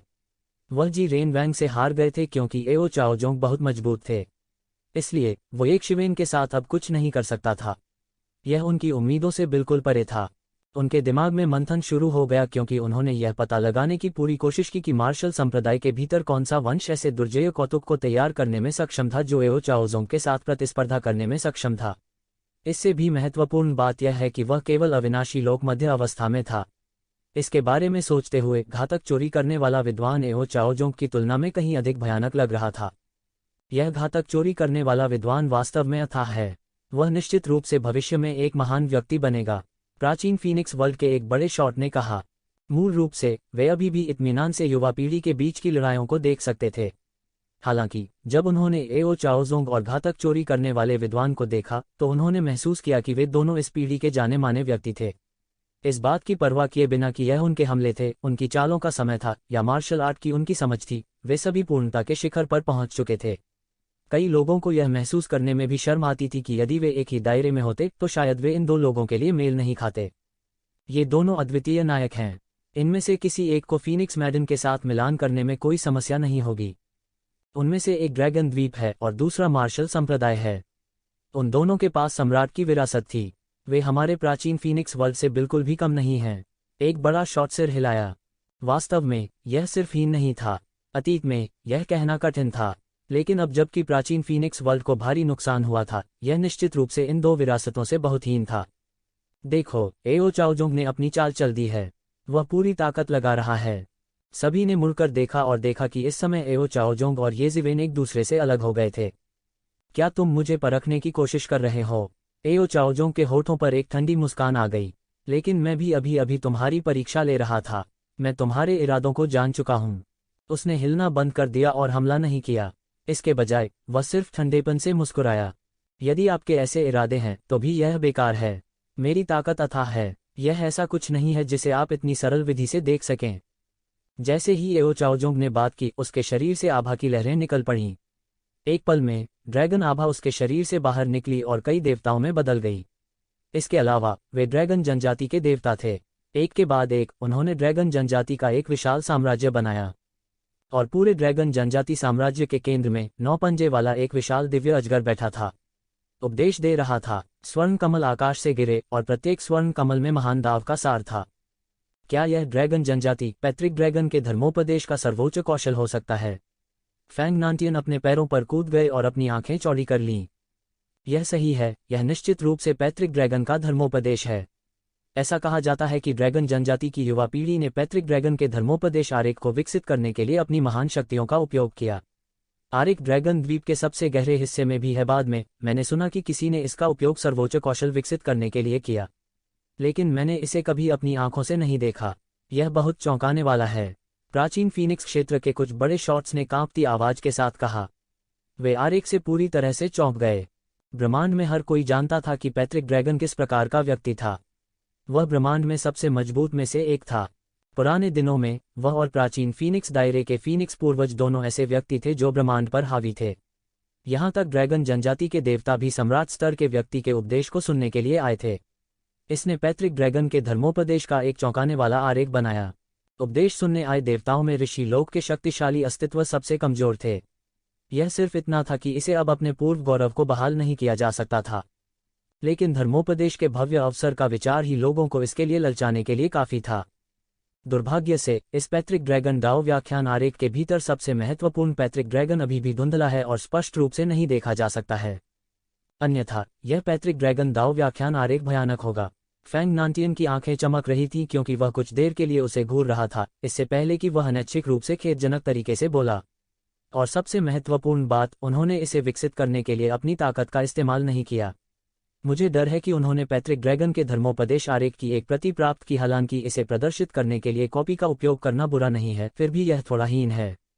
जब से गोल्डन ड्रैगन किंग ने पैट्रिक ड्रैगन के धर्मोपदेश आरेख को विकसित किया है, गोल्डन ड्रैगन किंग के अलावा केवल एक ही है जो इस मार्शल आर्ट को उच्चतम दायरे में विकसित कर सकता है। ये पहले से ही काफी चौंकाने वाला है कि एओ चाओजोंग इस स्तर तक पहुंच सकता है। कोई मदद नहीं कर सकता लेकिन कह सकता है। हालांकि यह सबसे पूर्ण नहीं था, फिर भी यह बहुत चौंकाने वाला था। शायद एक दिन यह पूरी तरह से विकसित हो जाएगा। अब पुश्तैनी ड्रैगन के धर्मोपदेश आरेख को पूरी तरह से विकसित करने का कोई तरीका नहीं था, लेकिन भविष्य में यह कहना कठिन था। आखिरकार यह एक मार्शल आर्ट, एक सर्वोच्च मार्शल आर्ट थी। पैट्रिक ड्रैगन के धर्मोपदेश आरेख के इस आरेख में एओ चाओजोंग एक अत्यंत भयानक आभा वाले राक्षस देवता की तरह आकाश में खड़ा था। इस समय वह दुनिया का शासक था, जैसे कि वह अचानक पूरी दुनिया का शासक बन गया हो। वह पैट्रिक ड्रैगन बन गया हो जो अनगिनत साल पहले दुनिया पर हावी था। हर तकनीक अब उनके सामने रहस्य नहीं रह गई थी। वह अपनी समझदार आंखों से सब कुछ देख सकता था। यह एक अद्वितीय दबाव था जो दुर्घटनाग्रस्त हो गया। इस तकनीक ने अतीत में पैट्रिक ड्रैगन के धर्मोपदेश के भव्य अवसर का अनुकरण किया, सभी दिशाओं में सब कुछ दबा दिया और कोई भी इसके रास्ते में खड़ा नहीं हो सका। ड्रैगन कबीले में इस तकनीक की सर्वोच्च प्रतिष्ठा थी। ऐसा इसलिए था क्योंकि इस तकनीक ने अनायास ही पैट्रिक ड्रैगन के भाग्य को उधार ले लिया था। हालांकि पैट्रिक ड्रैगन पहले ही गिर चुका था, फिर भी दुनिया में उसका अस्तित्व था। बात बस इतनी थी कि उसमें से थोड़ा सा भी उधार लेना लोगों के लिए बहुत मुश्किल था। और यह तकनीक सभी दुश्मनों को दबाने के लिए पुश्तैनी ड्रैगन का भाग्य उधार ले सकती है। येज़िवेन ने भी शून्य से एक तरह का दबाव महसूस किया, जैसे कि एक भयानक बड़ा शॉट उसे घूर रहा था, जिससे उसे एक अंतहीन दबाव महसूस हो रहा था। पैट्रिक ड्रैगन का धर्मोपदेश आरेख। येज़िवेन ने इन शब्दों को ठंडेपन से उगल दिया। एओ चाओजोंग से निपटने के लिए उन्होंने बहुत सारी जानकारी देखी थी और उनमें से पैट्रिक ड्रैगन का धर्मोपदेश आरेख था। हालांकि गोल्डन ड्रैगन किंग ने अतीत में दाव हासिल नहीं किया था, लेकिन उसने दिव्य कबीले के कई राजाओं को मारने के लिए इस तकनीक पर भरोसा किया और स्वर्ग के खिलाफ पहले युद्ध में अपना नाम बनाया। तब से पुश्तैनी ड्रैगन का दाव व्याख्यान चित्र दुनिया के लिए जाना जाता था। बात बस इतनी थी कि इस दैवीय क्षमता को विकसित करना अत्यंत कठिन था। ऐसे बहुत से नहीं थे जिनका अपने बल से अनुमान लगाया जा सके। उनमें से अधिकांश चित्र स्क्रॉल पर भरोसा करते थे और इसे प्रदर्शित करने के लिए रगड़ की नकल करते थे। लेकिन फिर भी यह तकनीक अभी भी बहुत चौंकाने वाली थी। यह सही है, मुझे उम्मीद नहीं थी कि आप इतने जानकार होंगे, एओ चाओजोंग ने ठंडेपन से कहा, और पिक्चर स्क्रॉल धीरे धीरे उसके नियंत्रण में आ गया और तुरंत येज़िवेन को दबा दिया। यह एक संसार के दमन से भी अधिक भयानक था, मानो इसमें कोई और भी भयानक शक्ति जुड़ गई हो। इससे उसे लगा जैसे उसकी दृष्टि काली पड़ गई है और वह बेहोश होने वाला है। इसे दबाया भी नहीं गया था और केवल आभामंडल ही पहले से ही इतना भयानक था। अगर इसे पूरी तरह से दबा दिया गया तो इसके परिणाम अकल्पनीय होंगे। हालांकि उसके पास प्रबुद्ध मन प्राचीन वृक्ष नहीं था, फिर भी वह अपनी इच्छाशक्ति से भी इस भयानक दबाव को महसूस कर सकता था। कोई सोच सकता है कि यह तकनीक कितनी भयानक थी। तुम मुझे सिर्फ आभा से हराना चाहते हो, तुम बहुत भोली हो, येज़िवेन चिल्लाया और उसके शरीर की सारी शक्ति फट गई और आकाश की ओर दौड़ पड़ा। तो मैं तुम्हें मौत के घाट उतार दूंगा, आओ चाओजोंग चिल्लाया। वह जीवन चोरी करने वाला विद्वान वास्तव में पैट्रिक ड्रैगन के दाव व्याख्यान को अवरुद्ध करने में कामयाब रहा। किंवदंतियों के अनुसार पैट्रिक ड्रैगन के दाव व्याख्यान में पैट्रिक ड्रैगन के दाव व्याख्यान के महान तरीके की छाप शामिल है। सम्राट के अलावा इस दुनिया में कौन सम्राट के महान मार्ग की छाप का विरोध कर सकता है? इसलिए यह कदम लगभग अजेय है। हालांकि यह जीवन चोरी करने वाला विद्वान पैट्रिक ड्रैगन के महान मार्ग की छाप से प्रभावित नहीं था। क्या ऐसा हो सकता है कि वह अपने पूर्वजों के प्रभाव से अलग होना चाहता है और अजेयता का अपना मार्ग बनाना चाहता है? किसी ने कहा, सम्राट की छाप के प्रभाव में लगभग कोई भी अप्रभावित नहीं रहेगा। कहने की जरूरत नहीं है, हर कोई समझ सकता है कि पैट्रिक ड्रैगन का दाव व्याख्यान कितना भयानक था। हालांकि येज़िवेन वास्तव में इसे ब्लॉक करने में कामयाब रही। यह पूरी तरह से सभी की उम्मीदों से परे था। सम्राट के स्तर की उस तरह की छाप, भले ही हम दूर हैं, फिर भी हम इसे महसूस कर सकते हैं। वह जीवन चोरी करने वाला विद्वान भयानक दबाव सह रहा है। आजकल के युवा अधिक से अधिक भयानक होते जा रहे हैं। यहाँ तक हम बूढ़े लोग भी शर्म से पसीने से तरबतर हो रहे हैं। प्राचीन फीनिक्स क्षेत्र का एक शक्तिशाली अस्तित्व मदद नहीं कर सकता था, लेकिन आह भर सकता था। आओ चाओजोंग ने अभी इस कदम का उपयोग भी नहीं किया। यह बहुत भयानक है। उनके पास अभी इसका उपयोग करने का समय भी नहीं था। वह शुरू से अंत तक जी रेनवांग द्वारा दबाए गए थे। उनके पास पलटवार करने का एक अच्छा मौका भी नहीं था। फैंग नांटियन ने उदासीनता से कहा। वास्तव में वह जी रेनवांग के बारे में अधिक आशावादी थे। हालांकि आओचोजोंग भी बुरा नहीं था। आओचोजोंग को दबाने के लिए जी रेनवांग सबसे उपयुक्त उम्मीदवार थे। जब तक वह अपने शरीर पर लगी मुहर को मुक्त करने के लिए तैयार था, शीर्षक वाले राजा के दायरे में प्रवेश करने से पहले यह केवल कुछ समय की बात थी। वास्तव में वह थोड़े ही समय में एक शीर्षस्थ राजा बन सकता था, नहीं तो वह विवाह बंधन की भारी जिम्मेदारी कैसे उठा पाता। इसके अलावा यह जीवन चोरी करने वाला विद्वान भी एक अद्वितीय प्रतिभा था। वह इस तरह के हमले का सामना करने में सक्षम होने के लिए वास्तव में असाधारण था। हालांकि लाइफ स्टीलिंग स्कॉलर ने जितना बेहतर प्रदर्शन किया, फैंग नानतियन को उतनी ही अधिक बेचैनी महसूस हुई। वह नहीं जानता क्यों। इस समय एओ चाओजोंग ने पहले ही अपना हमला शुरू कर दिया था। पैट्रिक ड्रैगन का दाव व्याख्यान धीरे धीरे परिवेश को दबा रहा था। हालांकि वास्तव में भयानक बात यह थी कि यह हमले का अंत नहीं था। आकाश में ड्रैगन जाति के देवता जो मूल रूप से चित्र स्क्रॉल में थे, वापस जीवन में आ गए। मानो वे देवता बन गए हों। वे आकाश की ओर सिर उठाकर गर्जना करने लगे। एक पल में दुनिया ड्रैगन की दहाड़ से भर गई। एक के बाद एक ड्रैगन जाति के भयानक देवता नीचे झपट पड़े। जबकि ये उनके असली रूप नहीं थे, उनके असली रूप कभी ड्रैगन कबीले के देवता थे। वे बहुत कम से कम सेज प्लेन के ऊपर भयानक अस्तित्व थे। उनकी इच्छाएं कायम थीं और दुनिया में सुधार की गई थीं। यह कहा जा सकता था कि वे वास्तविक देवता नहीं थे, लेकिन यह भी कहा जा सकता था कि वे वास्तविक देवता नहीं थे। संक्षेप में वे बहुत भयानक थे। हुश! एक लंबा काला अजगर सीधे उसके सामने झपट पड़ा। उसने अपना खूनी मुंह खोला और उसमें एक अटूट ठंडी हवा संघनित हुई। ऐसा लग रहा था जैसे वह बर्फ के पिंड में तब्दील हो जाएगा और उसे पूरा निगल जाएगा। पुची! थंडर ड्रैगन हेल्बर्ड ने सीधे ब्लैक ड्रैगन को भेदा, इसे हवा में खून की धुंध में बदल दिया। ताज़ा खून फूट पड़ा। ये जीवेन की अभिव्यक्ति बर्फ जैसी ठंडी थी और उसके चेहरे पर भावना का लेश मात्र भी निशान नहीं था। यह ऐसा था जैसे उसने लापरवाही से चींटी पर पैर रख दिया हो। वह इस काले अजगर की ताकत को महसूस कर सकता था, लेकिन उसकी असली ताकत इतनी भयानक नहीं थी। यह सिर्फ रक्तसार की एक बूंद थी। यह वास्तविक रूप नहीं था, इसलिए अंतर बहुत बड़ा था। हालांकि यह उनमें से केवल एक था। अधिक से अधिक क्रूर ड्रैगन भाग गए। एक के बाद एक ड्रैगन देवता जमीन से उठे और पैट्रिक ड्रैगन के डाव आरेख से बाहर निकल गए। वे दहाड़े और येक्षिवेन को मारने के लिए दौड़ पड़े। पुची! पुची! पुची! जब भी लोहे के मांस के टूटने की आवाज सुनाई देती थी, एक ड्रैगन भगवान का सिर येजीवेन द्वारा काट दिया जाता था। इस नज़ारे को देखकर ऐसा लग रहा था मानो दुनिया का अंत हो गया हो। एक व्यक्ति वास्तव में एक एक करके ड्रैगन देवताओं को मार सकता है। यह पूरी तरह से अविश्वसनीय दृश्य था। हालांकि येजीवेन के लिए इन ड्रैगन देवताओं को मारना बेहद मुश्किल होगा, भले ही मामला ऐसा ही क्यों न हो। क्योंकि येजीवेन द्वारा मारे जाने के बाद ये ड्रैगन देवता तुरंत फिर से संघनित हो गए और झपट पड़े। उनका कोई अंत नहीं था। उनका कोई अंत नहीं था। लेकिन आकाश में पैट्रिक ड्रैगन डाव आरेख एक दुनिया में बदल रहा था और यह थोड़ा थोड़ा नीचे कुचल रहा था। ये ड्रैगन देवता चक्र दोहरा रहे थे और उन सभी को मारना असंभव था।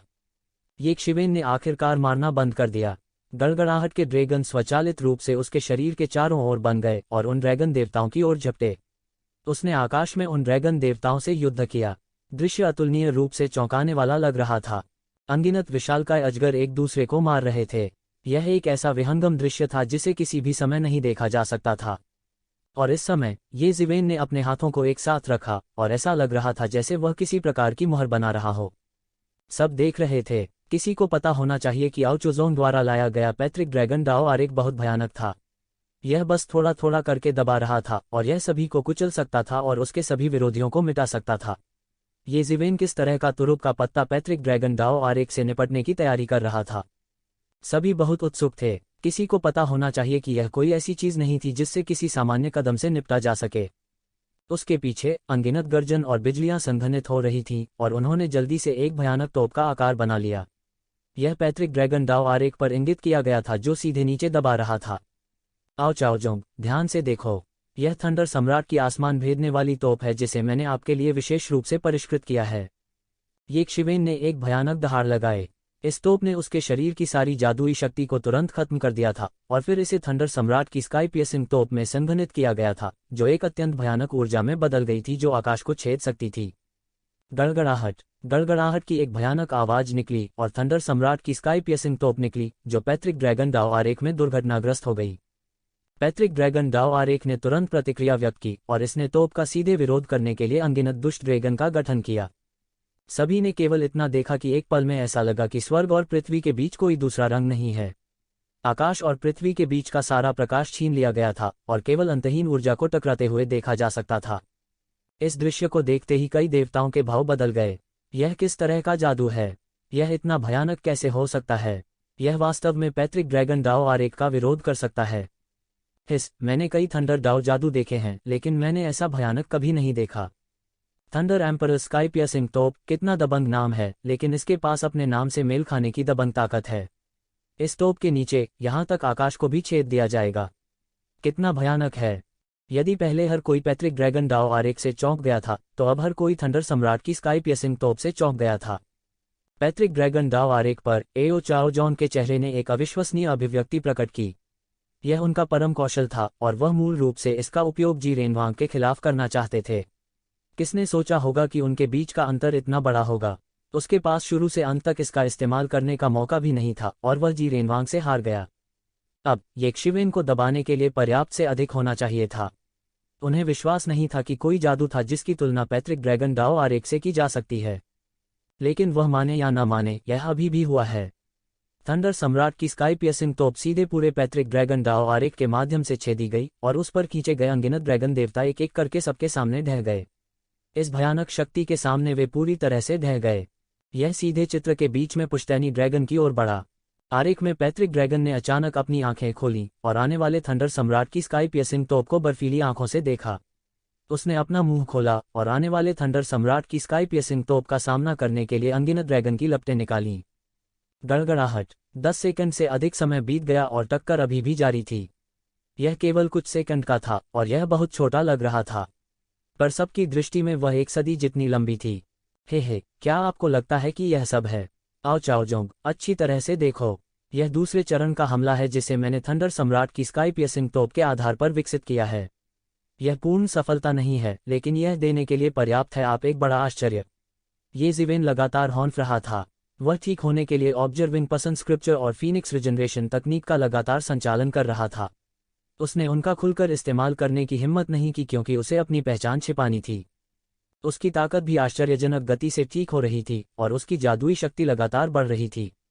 इस बार उसकी जादुई शक्ति समाप्त हो गई थी और इसने उसे ऐसा महसूस कराया जैसे उसकी जादुई शक्ति एक नए स्तर पर पहुंच गई हो। यह एक चरम अनुभव था। बस जब सभी ने सोचा कि इस तरह का टकराव इसी तरह जारी रहेगा, तो मूल रूप से जो गड़गड़ाहट हुई थी वह अचानक आश्चर्यजनक तरीके से फूट पड़ी। बूम! थंडर सम्राट की स्काई पियर्सिंग तोप की शक्ति तुरंत एक नए स्तर पर पहुंच गई। सारी शक्ति एक साथ संघनित हो गई और बाहर निकल गई। टकराना। पैट्रिक ड्रैगन, जो शुरू में बिजली के बोल्ट के साथ गतिरोध में था, तुरंत हार गया। उसका विशाल शरीर कमर से 2 भागों में विभाजित हो गया था। इसके बाद एक और भी अधिक भारी बिजली का बोल्ट लगातार चार्ज होता रहा और उसके पूरे शरीर को नष्ट कर दिया, जिससे वह स्क्रैप के ढेर में बदल गया। और यह पैट्रिक ड्रैगन डाओ आरेख का मूल था। अब जब इसे तोप से उड़ा दिया गया था, पैट्रिक ड्रैगन डाओ आरेख स्वाभाविक रूप से बनाए नहीं रखा जा सकता था और सभी अजीब घटनाएं मौके पर ही ढह गईं। जो कुछ देखा जा सकता था वह आकाश में तैरता हुआ एक आरेख था और उस पर पैट्रिक ड्रैगन डाओ आरेख की सामग्री खींची गई थी। धत्तेरी की। आओ चोजोंग पैट्रिक ड्रैगन डाओ आरेख को वापस छीनने वाला था। आखिरकार यह केवल एक रगड़ने वाला संस्करण था और मूल नहीं, लेकिन सर्वोच्च जादुई शक्ति वाले आरेख को रगड़ना आसान नहीं था। सामग्री को सर्वश्रेष्ठ से चुनने की आवश्यकता है। इसे सिर्फ इसलिए न देखें क्योंकि यह एक कागज का टुकड़ा था, बल्कि वास्तव में यह एक सामान्य दिव्य उपकरण से अधिक मूल्यवान था। इसके अलावा थंडर सम्राट की स्काई पियर्सिंग तोप की सामग्री कबीले में बहुत अधिक नहीं थी और यह लगभग एक शीर्ष श्रेणी के दिव्य उपकरण के बराबर थी। हालांकि थंडर सम्राट की स्काई पियर्सिंग तोप की शेष ऊर्जा उसकी ओर विस्फोट करती रही। उसके पास अपने हाथ में लोहे के हलबर्ड को लहराने और वज्र ऊर्जा को अलग करने के अलावा कोई विकल्प नहीं था। सौभाग्य से पैट्रिक ड्रैगन डाओ आरेख की रुकावट के बाद शेष ऊर्जा का बहुत कुछ नहीं बचा था। हालांकि इसमें कुछ प्रयास लगे, लेकिन इसे सफलतापूर्वक तितर-बितर कर दिया गया। हालांकि जब वह पैट्रिक ड्रैगन डाओ आरेख को पुनः प्राप्त करना चाहता था, तो उसने एक दृश्य देखा जिससे उसकी आंखें बाहर निकल आईं। एक विशाल हाथ आकाश के माध्यम से टूट गया और सीधे पैट्रिक ड्रैगन डाओ आरेख को पकड़ लिया। अचानक एक विशाल हाथ आकाश के माध्यम से टूट गया और पुश्तैनी ड्रैगन के दाव प्रवचन पेंटिंग को छीन लिया। दूसरों को दखल देने से रोकने के लिए पूरे क्षेत्र को एक सरणी गठन से बंद कर दिया गया था। यहां तक राजा श्रेणी का मार्शल कलाकार भी कम समय में इसे पार नहीं कर पाएगा। हालांकि यह विशाल हाथ इसे करने में कामयाब रहा। इसके बारे में सोचने की भी जरूरत नहीं थी। यह केवल ये जिवेन ही हो सकता है। तुम्हारी हिम्मत कैसे हुई? एओ चाओजोंग ने दहाड़ते हुए एक कदम आगे बढ़ाया। उसका पूरा शरीर बाहर निकल आया, लेकिन वह अभी भी एक कदम बहुत धीमा था। वह केवल देख सकता था क्योंकि ये जिवेन ने अपनी जेब में पुश्तैनी ड्रैगन की डाव प्रवचन पेंटिंग रखी थी। उसके दिल से खून बह रहा था। यद्यपि इसकी शक्ति की तुलना किसी परम कोटि के दैवीय अस्त्र से नहीं की जा सकती थी, तथापि इसका मूल्य तुलनीय था। इस तरकीब को ये जिवेन ने तोड़ दिया और यहाँ तक पैत्रिक ड्रैगन के डाव प्रवचन आरेख को भी हटा लिया गया। कहा जा सकता है कि उन्हें दोहरा नुकसान हुआ था। मैं तुम्हें मार दूंगा, एओ चाओजोंग ने ये जिवेन पर दहाड़ा। उसकी आंखें असीम जानलेवा इरादे से भरी थीं। इस बार वो ये शिवेन से पूरी तरह से नाराज था। ये जिवेन ने अभी अभी पैत्रिक ड्रैगन की डाव प्रवचन पेंटिंग को अपनी जेब में रखा था। उन्होंने अभी तक इसे नहीं देखा था। भले ही यह असहनीय था, वह जानता था कि यह एक बहुमूल्य खजाना है। कुंजी यह थी कि क्या वह इस पेंटिंग में मार्शल आर्ट को समझ सकता है। इस कदम ने ये जिवेन को इसे हराने के लिए थंडर सम्राट स्वर्गीय तोप का उपयोग करने के लिए मजबूर किया। कोई सोच सकता है कि यह कितना शक्तिशाली था। बेशक ये जिवेन को पैत्रिक ड्रैगन के डाव प्रवचन के चिन्ह में अधिक रुचि थी। यदि वह इसे लंबे समय तक समझ सकता है तो इससे उसकी साधना को बहुत लाभ होगा। हालांकि इसकी तुलना मूल पुश्तैनी ड्रैगन की डाव डिस्कोज पेंटिंग से नहीं की जा सकती थी, लेकिन यह काफी थी। यह एक अप्रत्याशित लाभ था। हालांकि ये लाभ भविष्य के लिए थे। अभी उसे पहले एओ चाओजोंग को हराना था। पैत्रिक ड्रैगन सील। एओ चाओजोंग ने अपना हाथ फड़फड़ाया और एक सील बनाई, उसे ये जिवेन पर पटक दिया। पैत्रिक ड्रैगन सील एक क्रूर अजगर में तब्दील हो गई जो आसमान से नीचे झपट्टा मारती है। जमीन में दबे इस विशाल अजगर से पूरा आकाश ढक गया था। ये जिवेन पहली बार पैत्रिक ड्रैगन सील नहीं देख रही थी। उन्होंने इसे एक बार देखा था जब उन्होंने एओ चाओजोंग के खिलाफ लड़ाई लड़ी थी, लेकिन उस समय यह सिर्फ एओ चाओजोंग का क्लोन था। पैत्रिक ड्रैगन सील जिसे वह वापस उपयोग करने में सक्षम था, वह अब उपयोग कर रहे एक की तुलना में फीका पड़ गया। जब एओ चाओजोंग की शक्ति कम हो गई तो यह कहा जा सकता है कि वह आकाश और पृथ्वी को उल्टने में सक्षम है।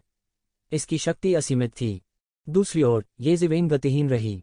उसके शरीर पर सुनहरी रोशनी शानदार ढंग से चमक रही थी। यह पहली बार था कि उन्होंने थंडर डाओ की खेती के अलावा अन्य साधना को भी प्रकट किया था। वह इस दुनिया में चलने वाले एक सुनहरे बुद्ध की तरह थे। वह जहां भी जाता भूमि के प्राणियों को ज्ञान देता। उनके पास सर्वोच्च गुण थे। इस दृश्य ने दूसरों को पूरी तरह झकझोर दिया था। ऐसा इसलिए था क्योंकि यह पहली बार था जब ये जिवेन ने थंडर डाओ जादुई शक्ति के अलावा किसी अन्य साधना को प्रकट किया था।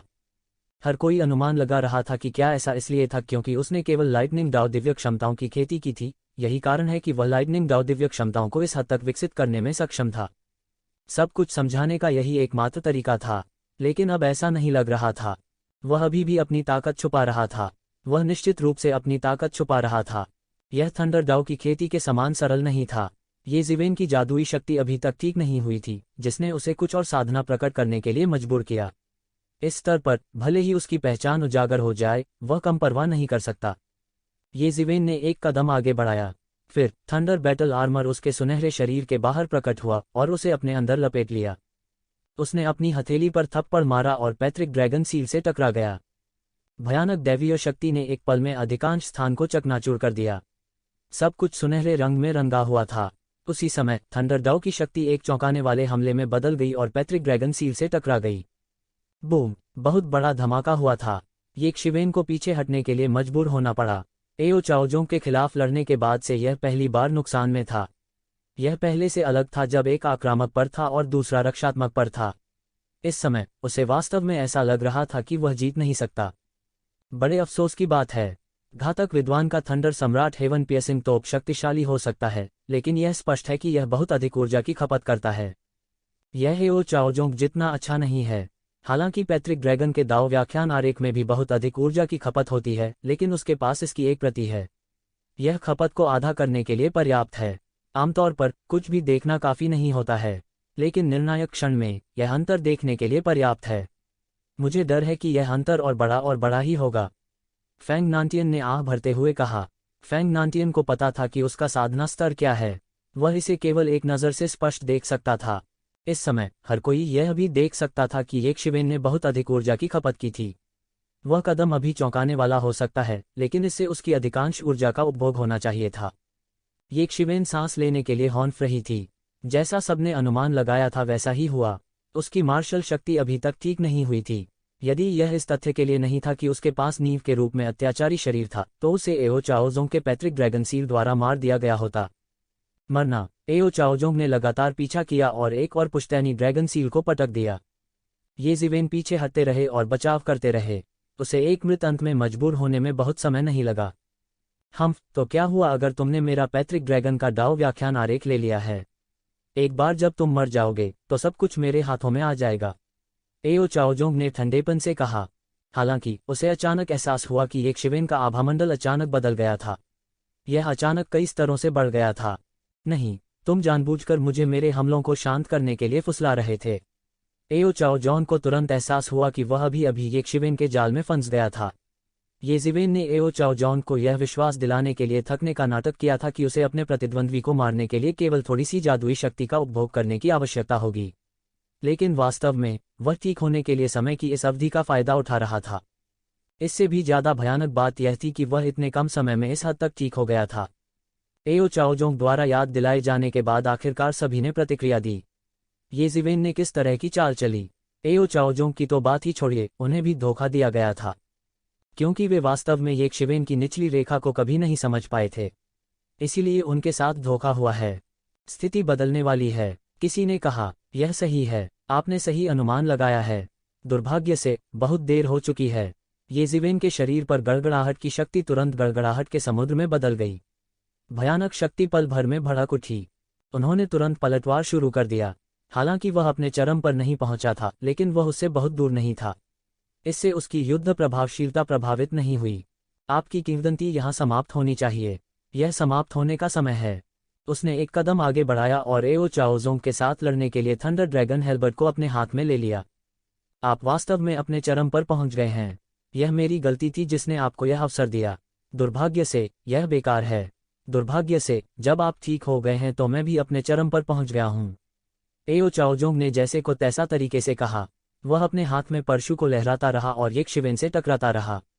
भयानक ड्रैगन ऊर्जा उसके शरीर से बाहर निकली। शरीर वह भी अपने चरम पर पहुंच गया था। वह बिल्कुल भी नुकसान में नहीं था। उसने अपने साधना स्तर को भी चरम पर पहुंचा दिया था और हर प्रहार एक शक्तिशाली विशेषज्ञ को मरे हुए दायरे के शिखर पर मार सकता था। इस स्तर पर उन्होंने वास्तव में सिद्धता के शिखर तक साधना की थी। जब तक वह जी रेन वैंग जैसे संकी का सामना नहीं करता, वह अजेय रहेगा। वह ऋषि दायरे के करीब था। वह केवल आधा कदम दूर था। कुछ विशेषताएं जो केवल साधु क्षेत्र की थीं, उनके शरीर पर भी प्रकट हुई थीं। अगर मैं आज तुम्हें मार दूं, तो मेरी मन स्थिति में सुधार होगा और मैं सीधे साधु के दायरे में पहुंच जाऊंगा। इसलिए मरो। एओ चाओजोंग ने पहले ही ये जिवेन को अपने दिमाग में एक अद्वितीय दुश्मन के रूप में आकार दे दिया था। ऐसा करने का लाभ यह था कि यदि वह ये जिवेन को मार सकता था तो उसका दिमाग मुक्त हो जाएगा और उसकी आध्यात्मिक साधना में दिन दूनी रात चौगुनी तरक्की होगी। हालांकि दूसरी ओर अगर कोई ये जिवेन को नहीं मार सका तो उसके दिल में यह गांठ दिल के शैतान में बदल जाएगी और उसे जिंदा खा जाएगी। यह फायदे और नुकसान दोनों के साथ एक साधना पद्धति थी। इसलिए कोई भी लापरवाही से काम करने की हिम्मत नहीं करेगा जब तक कि वे बेहद आत्मविश्वासी न हो। क्या तुम सच में सोचते हो कि तुम मेरे पास हो? ये जिवेन ने रूखेपन से कहा। नुकसान में होने के कोई संकेत नहीं दिखा रहे थे। एओ चाओजोंग के लोहे के परशु ने हवा के माध्यम से आकाश को चकनाचूर कर दिया। यह वास्तव में एक लंबे ड्रैगन में बदल गया। उसके हाथ में लोहे का हलबर्ड एक शक्तिशाली ड्रैगन भगवान की रीढ़ से जाली था जो गिर गया था। यह बहुत भयानक था। सेज रियल्म के कुछ विशेषज्ञों ने जब उस चाल को देखा तो वे अपने भावों को बदले बिना नहीं रह सके। वह साधु क्षेत्र के करीब था। जैसे ही यह लंबा अजगर आसमान में ले गया, आसपास का वातावरण तुरंत ड्रैगन जनजाति के राज्य में बदल गया। अनगिनत रहस्यमय ड्रैगन आसमान में उड़ गए और भीतर रहते थे। यह ड्रैगन का साम्राज्य है, एक दिव्य साम्राज्य। यह एक दिव्य साम्राज्य है।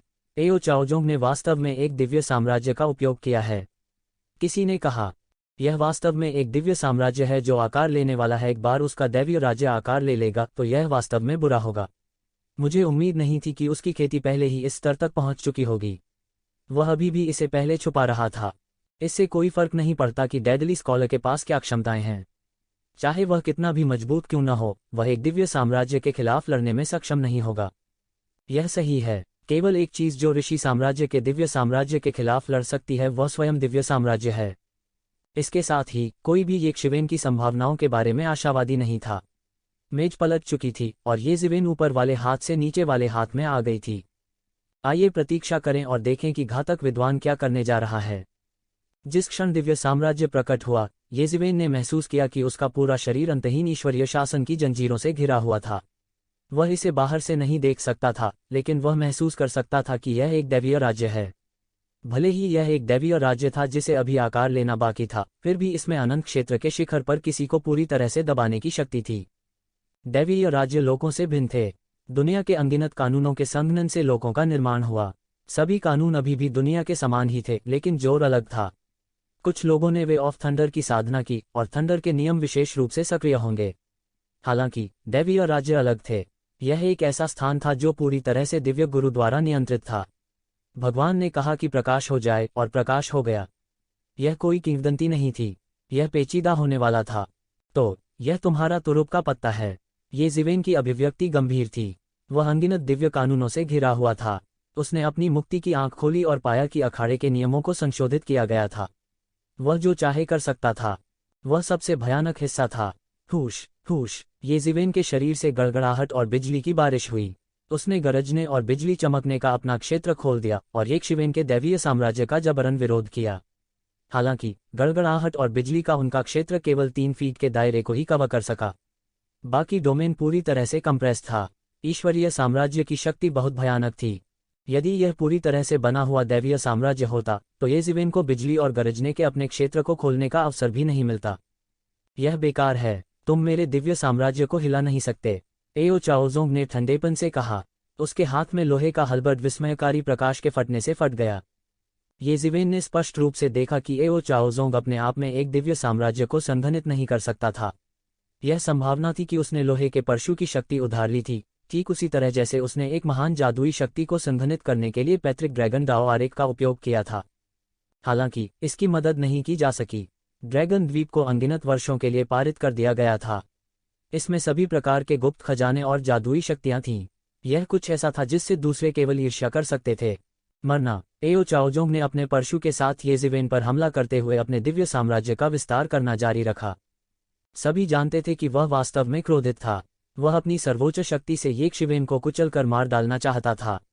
केवल इसलिए नहीं कि येज़िवेन ने पैट्रिक ड्रैगन के दाव शिक्षण आरेख को जब्त कर लिया था, बल्कि इसलिए भी कि जीरेन वांग ने उसे पीटा था। वह अपना नाम साफ करना चाहता था और अपना सम्मान वापस लेना चाहता था। मैं एक दिव्य राज्य बनाना चाहता हूँ।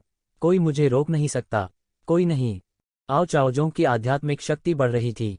उसके हाथ में लोहे का हलबर्ड एक शक्तिशाली ड्रैगन की आभा का उत्सर्जन कर रहा था। यह एक शक्तिशाली दिव्य अजगर की तरह था जो पुनर्जीवित होने वाला था। येज़िवेन पीछे हटती रही और विरोध करती रही। ईश्वरीय साम्राज्य की शक्ति उसकी कल्पना से कहीं अधिक भयानक थी। अपनी ताकत से भी उन्होंने महसूस किया कि विरोध करना मुश्किल था।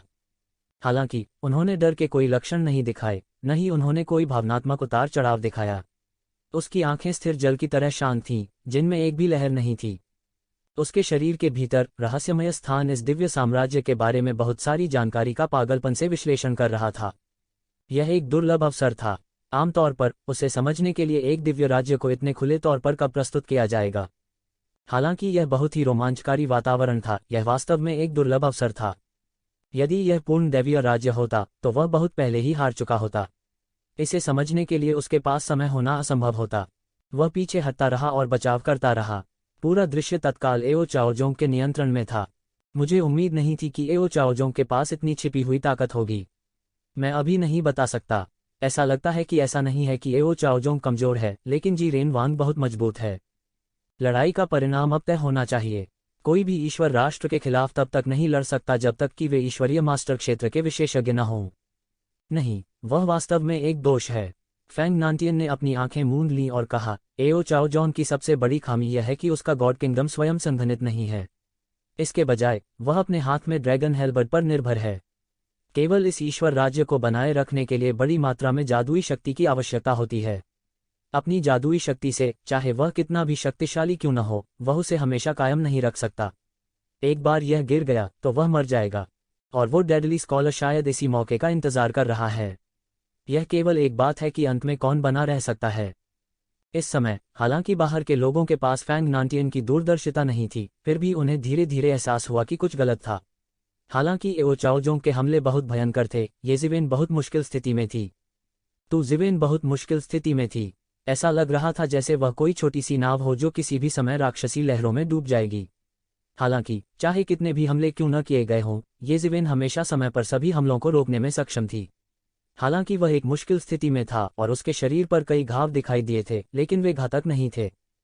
क्या ऐसा हो सकता है कि वह एओ चाओजोंग की आध्यात्मिक शक्ति के समाप्त होने की प्रतीक्षा कर रहा है?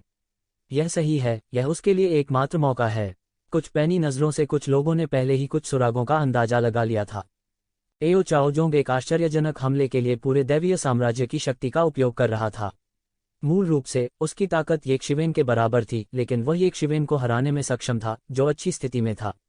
यह सबसे अच्छा प्रमाण था। हालांकि उसके पास अभी भी आखिरी तिनके की कमी थी जिसने ऊंट की कमर तोड़ दी। एओ चाओजोंग की आंखों से अंतहीन जानलेवा इरादे फूट पड़े। उसने जल्दी से ये ज़िवेन की योजना का अंदाजा लगा लिया और ठंडेपन से कहा, तुम मेरी आध्यात्मिक शक्ति को समाप्त करना चाहते हो? क्या तुम्हें लगता है कि यह संभव है? इसके बारे में सोचो भी मत। जैसा कि उन्होंने कहा, एओ चाओजोंग ने अपनी हथेली को फड़फड़ाया और एक सुनहरा फल दिखाई दिया। यह फल एक दिव्य अजगर के आकार का था और यह किसी भी समय सील को तोड़कर अंतहीन शून्य में उड़ने वाला था। बाहर कई लोगों ने अपनी लार निगल ली। इसके स्वरूप को देखकर ही वे बता सकते थे कि यह कोई साधारण खजाना नहीं था। क्या यह औषधीय ड्रैगन फल हो सकता है? किंवदंती है कि केवल अंतहीन ड्रैगन के रक्त में भिगोने से ही यह स्वर्ग और पृथ्वी के खजाने में संघनित हो सकता है। पवित्र शक्ति, उनके पास ऐसा दुर्लभ फल भी है। ड्रैगन द्वीप वास्तव में स्वर्ग विरोधी है। कुछ लोग चिल्लाए बिना नहीं रह सके। उनके लिए इस तरह का जादुई अमृत केवल किंवदंतियों में देखा गया था। यहाँ तक कि फैंग नांटियन भी थोड़ा ईर्ष्यालु था। इस औषधीय ड्रैगन फ्रूट का मूल्य अथाह था। आओ चाओजोंग वास्तव में एक प्रतिभा होने के योग्य था जिसे विकसित करने के लिए ड्रैगन द्वीप ने बहुत प्रयास किया था। यह कहा जा सकता है कि उसने सभी प्रकार के जादुई खजाने का निर्माण किया था। यह औषधीय ड्रैगन फल होना चाहिए। यदि हमारे पास औषधीय ड्रैगन फल का समर्थन है तो यह जीवन छीनने वाले विद्वान की योजना पूरी तरह व्यर्थ हो जाएगी, फैंग नांटियन ने अफसोस के साथ कहा। जैसे ही उसने बोलना समाप्त किया, एओ चाओजोंग के हाथ में औषधीय ड्रैगन फ्रूट उड़ गया और उसके सिर के ऊपर चक्कर लगाने लगा। औषधीय शक्ति के अंश सीधे एओ चाओजोंग के शरीर में प्रवेश कर गए। उसे इसे निगलने की भी आवश्यकता नहीं पड़ी और इसने जल्दी से उसके शरीर में उस आध्यात्मिक शक्ति को फिर से भर दिया जो समाप्त हो चुकी थी। औषधीय ड्रैगन फ्रूट का असर कहने की जरूरत नहीं थी। उसके पास एक औषधीय ड्रैगन फल होने के कारण उसे अपनी आध्यात्मिक शक्ति समाप्त होने की चिंता नहीं करनी होगी। इसके अलावा इस औषधीय ड्रैगन फ्रूट को बहुत अच्छी तरह से संरक्षित किया गया था। इसकी जड़ें अभी भी बरकरार थीं और इसे फिर से लगाया जा सकता था। खपत औषधीय शक्ति को भी तेजी से भर दिया जा सकता है। इसका प्रभाव और मूल्य असीमित था। औषधीय ड्रैगन फ्रूट की पुनःपूर्ति के साथ एओ चाओजोंग के हमले और भी बेलगाम हो गए। उसने उन सभी बड़ी चालों का इस्तेमाल किया था जिनसे वह पहले डरता था और येकशिवेन को विरोध करना और भी मुश्किल लगा। एक बाहरी व्यक्ति की नज़र में यह एक बड़ा सवाल था कि येकशिवेन कितने समय तक विरोध कर सकता था। वह जीवन छीनने वाला विद्वान वापस लड़ने की क्षमता पूरी तरह से खो चुका है। वह केवल अखाड़े के किनारे पर छिप सकता है और अपनी सांस पकड़ने के लिए संघर्ष कर सकता है। उनका भौतिक शरीर वास्तव में भयानक है। मैंने उनके भौतिक शरीर को एओ चाओजोंग द्वारा कई बार टूटते हुए देखा है। हालांकि यह पलक झपकते ही सुधर जाएगा। ऐसा कहा जाता है कि एक अनंत क्षेत्र का विशेषज्ञ तब तक ठीक हो सकता है जब तक उसके पास एक ही कोशिका है। हालांकि इसके लिए अभी भी समय की आवश्यकता है। मुझे डर है कि चरम पर एक सामान्य सनातन क्षेत्र विशेषज्ञ भी इस तरह की उपलब्धि हासिल करने में सक्षम नहीं होगा। प्राचीन फीनिक्स क्षेत्र से एक बड़ा शॉट सांस लेने और कहने के अलावा और कुछ नहीं कर सकता था। वास्तव में वह जीवन छीनने वाला विद्वान बहुत मजबूत है। उसे निश्चित रूप से एक अद्वितीय प्रतिभा के रूप में माना जा सकता है। वह एओ चाओजोंग के खिलाफ चुनाव लड़ सकता है जो शाश्वत क्षेत्र मध्यवर्ती चरण की साधना के साथ शाश्वत क्षेत्र के शिखर पर है। उन्हें इस उपलब्धि पर गर्व होना चाहिए। हर कोई मूर्ख नहीं होता। अगर उन्होंने सोचा होता कि ये ज़िवेन ने शुरुआत में अपनी ताकत को छुपाया था और केवल शाश्वत क्षेत्र मध्यवर्ती चरण की ताकत प्रदर्शित की थी, तो वे स्पष्ट रूप से देख सकते थे कि वह वास्तव में शाश्वत क्षेत्र मध्यवर्ती चरण में था। अन्यथा उसने इतने महत्वपूर्ण क्षण में विस्फोट के कोई संकेत नहीं दिखाए होते। अगर उनमें से किसी को भी कोई नुकसान होता है तो मुझे डर है कि उनके पीछे शक्तिशाली अस्तित्व इसे इतनी आसानी से जाने नहीं देंगे। दो प्रतिभाओं के बीच टकराव देर सवेर होगा। यह अफसोस की बात है कि फैंग जिहाओ और उन दोनों के बीच अभी भी एक बड़ा अंतर है। मैंने सोचा कि भले ही उसकी तुलना जी रेनवांग जैसे शक्तिशाली अस्तित्व से नहीं की जा सकती जो कुरपुर्स्ट रोड पर हावी था, फिर भी वह अपने साथियों के बीच सर्वोच्च शासन करने में सक्षम होगा। लेकिन अब ऐसा लगता है कि उन दोनों की तरह एक ही सांस में उनका जिक्र भी नहीं किया जा सकता है। प्राचीन फीनिक्स क्षेत्र के बड़े दृश्यों में उन दोनों के प्रति कोई पूर्वाग्रह नहीं था। आखिरकार वे अपने कबीले से नहीं थे। इसके अलावा जो विजयी हुआ उसके अपने कबीले का दामाद बनने की बहुत संभावना थी। इस समय ये जिवेन लगातार विरोध कर रही थी। एओ चाओजोंग के विस्फोट से वह लगातार नष्ट हो गया था। वह पूरी तरह से गड़बड़ लग रहा था। एओ चाओजोंग वास्तव में एक दुर्जय प्रतिद्वंद्वी थे। वास्तव में ये सिवेन ने अब तक जितने भी दुर्जय विरोधियों का सामना किया था उनमें से किसी से भी अधिक भयानक था। वह मरे हुए दायरे में एक दिव्य राष्ट्र को संघनित करने में सक्षम था। यदि उसे किसी दैवीय उपकरण की सहायता भी मिली होती तब भी यह बहुत आश्चर्यजनक था। इतनी तीव्र टक्कर के बाद उसका थंडर ड्रैगन हल्बर्ट पहले से ही दरारों से भरा हुआ था। थंडर ड्रैगन हल्बर्ट को उसके द्वारा मौके पर ही परिष्कृत किया गया था। एओ चाओजोंग के हाथ में आयरन हल्बर्ट की तुलना में एक स्पष्ट अंतर था। यह एक शीर्ष श्रेणी के दिव्य उपकरण के बहुत करीब था। इस दर पर यह अवश्यंभावी था कि परशु सीधे गिर जाएगा। हालांकि वह इस तरह की गड़बड़ी में था, प्रभाव उत्कृष्ट था। ईश्वरीय राष्ट्र की उनकी समझ में उन्हें एक मौलिक सफलता मिली। मूल रूप से उन्हें केवल दैवीय राष्ट्र की प्रकृति की सही समझ थी। वह इसे केवल प्राचीन पुस्तकों से ही समझ सकता था, लेकिन अब उन्हें इसकी गहरी और स्पष्ट समझ थी। वह अब भ्रमित नहीं था कि दैवीय राष्ट्र क्या है। जब वह भविष्य में इस स्तर पर पहुंचे तो एक दैवीय राष्ट्र को संघनित करना जो उनका था केवल एक विषय होगा। यहाँ तक उनके शरीर के भीतर अनगिनत आकाशगंगाओं से बना ब्रह्मांड भी परिवर्तन के दौर से गुजर रहा था। इस तरह से ये जिवेन ने दिव्य राष्ट्र में कुछ परिवर्तन किए। वह लगातार अपने शरीर के भीतर आकाशगंगाओं के ब्रह्मांड को एक विशाल दिव्य राष्ट्र में परिवर्तित कर रहा था। हालांकि यह अभी शुरुआत थी, यह पहले से ही एक बहुत अच्छी शुरुआत थी। लेकिन यह जहां तक जाता है, ये जिवेन ने एओ चाओजोंग के हमले को डिफ्लेक्ट किया। उनके शरीर पर आभा फैल रही थी। हालांकि वह इसे समझना जारी रखना चाहता था ताकि भविष्य में उसके लिए एक दैवीय राष्ट्र को संघनित करना आसान हो जाए। समय किसी व्यक्ति की प्रतीक्षा नहीं करता। अगर वह निष्क्रिय रूप से इस तरह पीटता रहा तो उसे पीट कर मार डाला जाएगा। एओ चाओजोंग का हमला गिरते हुए पहाड़ जैसा था। उन्होंने सबसे महत्वपूर्ण भाग को पहले ही समझ लिया था। जो कुछ बचा था वह एक दैवीय राष्ट्र को संघनित करने की तैयारी में अन्य भागों को निकालना था। मैं आपके दिव्य राष्ट्र को एक चाल में कुचल दूंगा, ये जिवेन चिल्लाया। उसके शरीर से कुछ निकला। हर कोई दंग रह गया। ये जिवेन ने वास्तव में कहा था कि वह एओ चाओजोंग के दिव्य साम्राज्य को एक चाल से नष्ट कर सकता है। यह कैसे संभव था? एक ही चाल से एक दिव्य साम्राज्य को नष्ट करना। उनके लिए यह किसी किंवदंती से अलग नहीं था। ये जिवेन ऐसा कैसे कर सकती थी? फिर आप इसे क्यों नहीं आजमाते? एओ चाओजोंग दहाड़ा। पहले तो वह चौंक गया, लेकिन फिर उसने उस बेचैनी को अपने दिमाग के पीछे फेंक दिया। क्या मजाक! यदि एक दैवीय साम्राज्य इतनी आसानी से नष्ट हो सकता है तो यह दैवीय मास्टर्स के लिए दिव्य मास्टर स्तर से नीचे के अन्य देवताओं को दबाने के लिए एक शक्तिशाली हथियार नहीं बनता। ये शिवेन के शरीर से कुछ ऐसा निकला जिसे कोई स्पष्ट रूप से नहीं देख सकता था।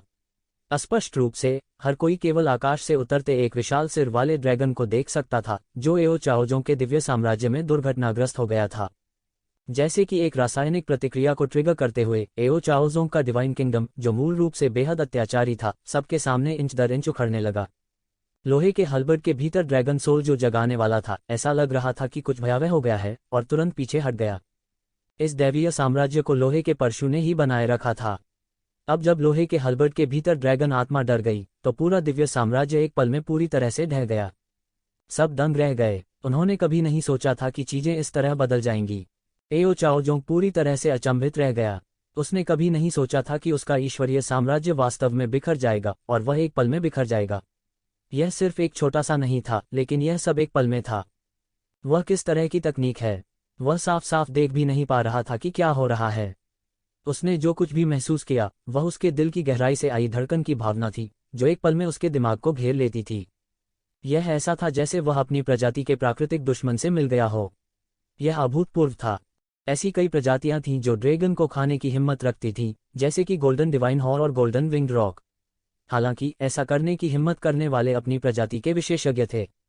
दूसरी ओर यदि ड्रैगन जाति के विशेषज्ञ बदला लेना चाहते तो एक दूसरे को मार भी सकते थे। इसे केवल एक पारस्परिक शिकारी माना जा सकता है, न कि प्राकृतिक शत्रु। ड्रैगन रेस के स्तर पर लगभग कोई अन्य प्राकृतिक दुश्मन नहीं थे और किसी भी प्राणी के लिए ड्रैगन रेस का प्राकृतिक दुश्मन बनना असंभव था। हालांकि उसके दिल में ऐसी भावना थी और यह निश्चित रूप से एक भ्रम नहीं था। हालांकि उसके पास स्पष्ट रूप से देखने का समय नहीं था। डिकैपिटेटेड ड्रैगन के शरीर पर एक रहस्यमय उतार चढ़ाव छिपा हुआ था जो हर किसी को चुभती आंखों से अलग कर रहा था। हुश। जबकि एओ चाओजोंग अभी भी अचंभे में था, ये जिवेन, जिसने एक पल में दिव्य साम्राज्य को नष्ट कर दिया था, उसके सामने पहले ही आ गया था। उसने अपनी हथेली खोली और अनगिनत बिजली के बोल्ट संघनित हुए, तुरंत एक बिजली के भाले में बदल गए जो एओ चाओजोंग की छाती में चुभ गया। गर्जन। एक गगनभेदी गर्जना के साथ एओ चाओजोंग की छाती को छेद दिया गया था और उसका पूरा शरीर हवा में खून के निशान छोड़ते हुए उड़ गया था। इस मारपीट में उन्हें गंभीर चोटें आई थीं और उसके सिर पर औषधीय ड्रैगन फ्रूट को उड़ने का समय भी नहीं मिला था जब उसे येजिवेन ने पकड़ लिया। वह पूरी तरह से आग बबूला हो गया। हालांकि मरे हुए दायरे के विशेषज्ञों को तब तक पुनर्जीवित करने में सक्षम होने के लिए जाना जाता था जब तक कि एक एकल कोशिका अभी भी अस्तित्व में थी और उनकी पुनर्प्राप्ति क्षमता बेहद शक्तिशाली थी, लेकिन वास्तव में चोट के स्थान के आधार पर पुनर्प्राप्ति की कठिनाई अलग थी। उसका पूरा दिल येजिवेन के भाले से कीमा बनाया हुआ मांस में घुस गया था और नुकसान इतना बड़ा था कि केवल उसका सिर फट गया। वह चीज उसके हाथ में क्या है? यह वास्तव में एक दिव्य साम्राज्य को नष्ट कर सकता है। हर कोई हैरान रह गया। येजिवेन के हाथ में जो चीज थी वह बहुत ही रहस्यमयी थी, खासकर उनके लिए जिन्हें येजिवेन से ज्यादा उम्मीदें नहीं थीं। उन्हें लगा जैसे उन्हें चेहरे पर थप्पड़ मारा गया हो। क्या आपको लगता है कि आपके पास अभी भी मौका है? येजिवेन के शरीर से बिजली का निकलना जारी रहा और एक और बिजली का भला बना जो एओ चाओजोंग की ओर फटा। बूम! एओ चाओजोंग के पूरे शरीर को फिर से उड़ा दिया गया। उसके दोनों तुरुप के पत्ते येजिवेन द्वारा नष्ट कर दिए गए थे। अभी वह उठा ही था और पलटवार करने ही वाला था कि तभी आकाश में भयानक बिजली एक बार फिर चमक उठी। यह कोई और नहीं बल्कि थंडर सम्राट स्काई पियर्सिंग तोप थी।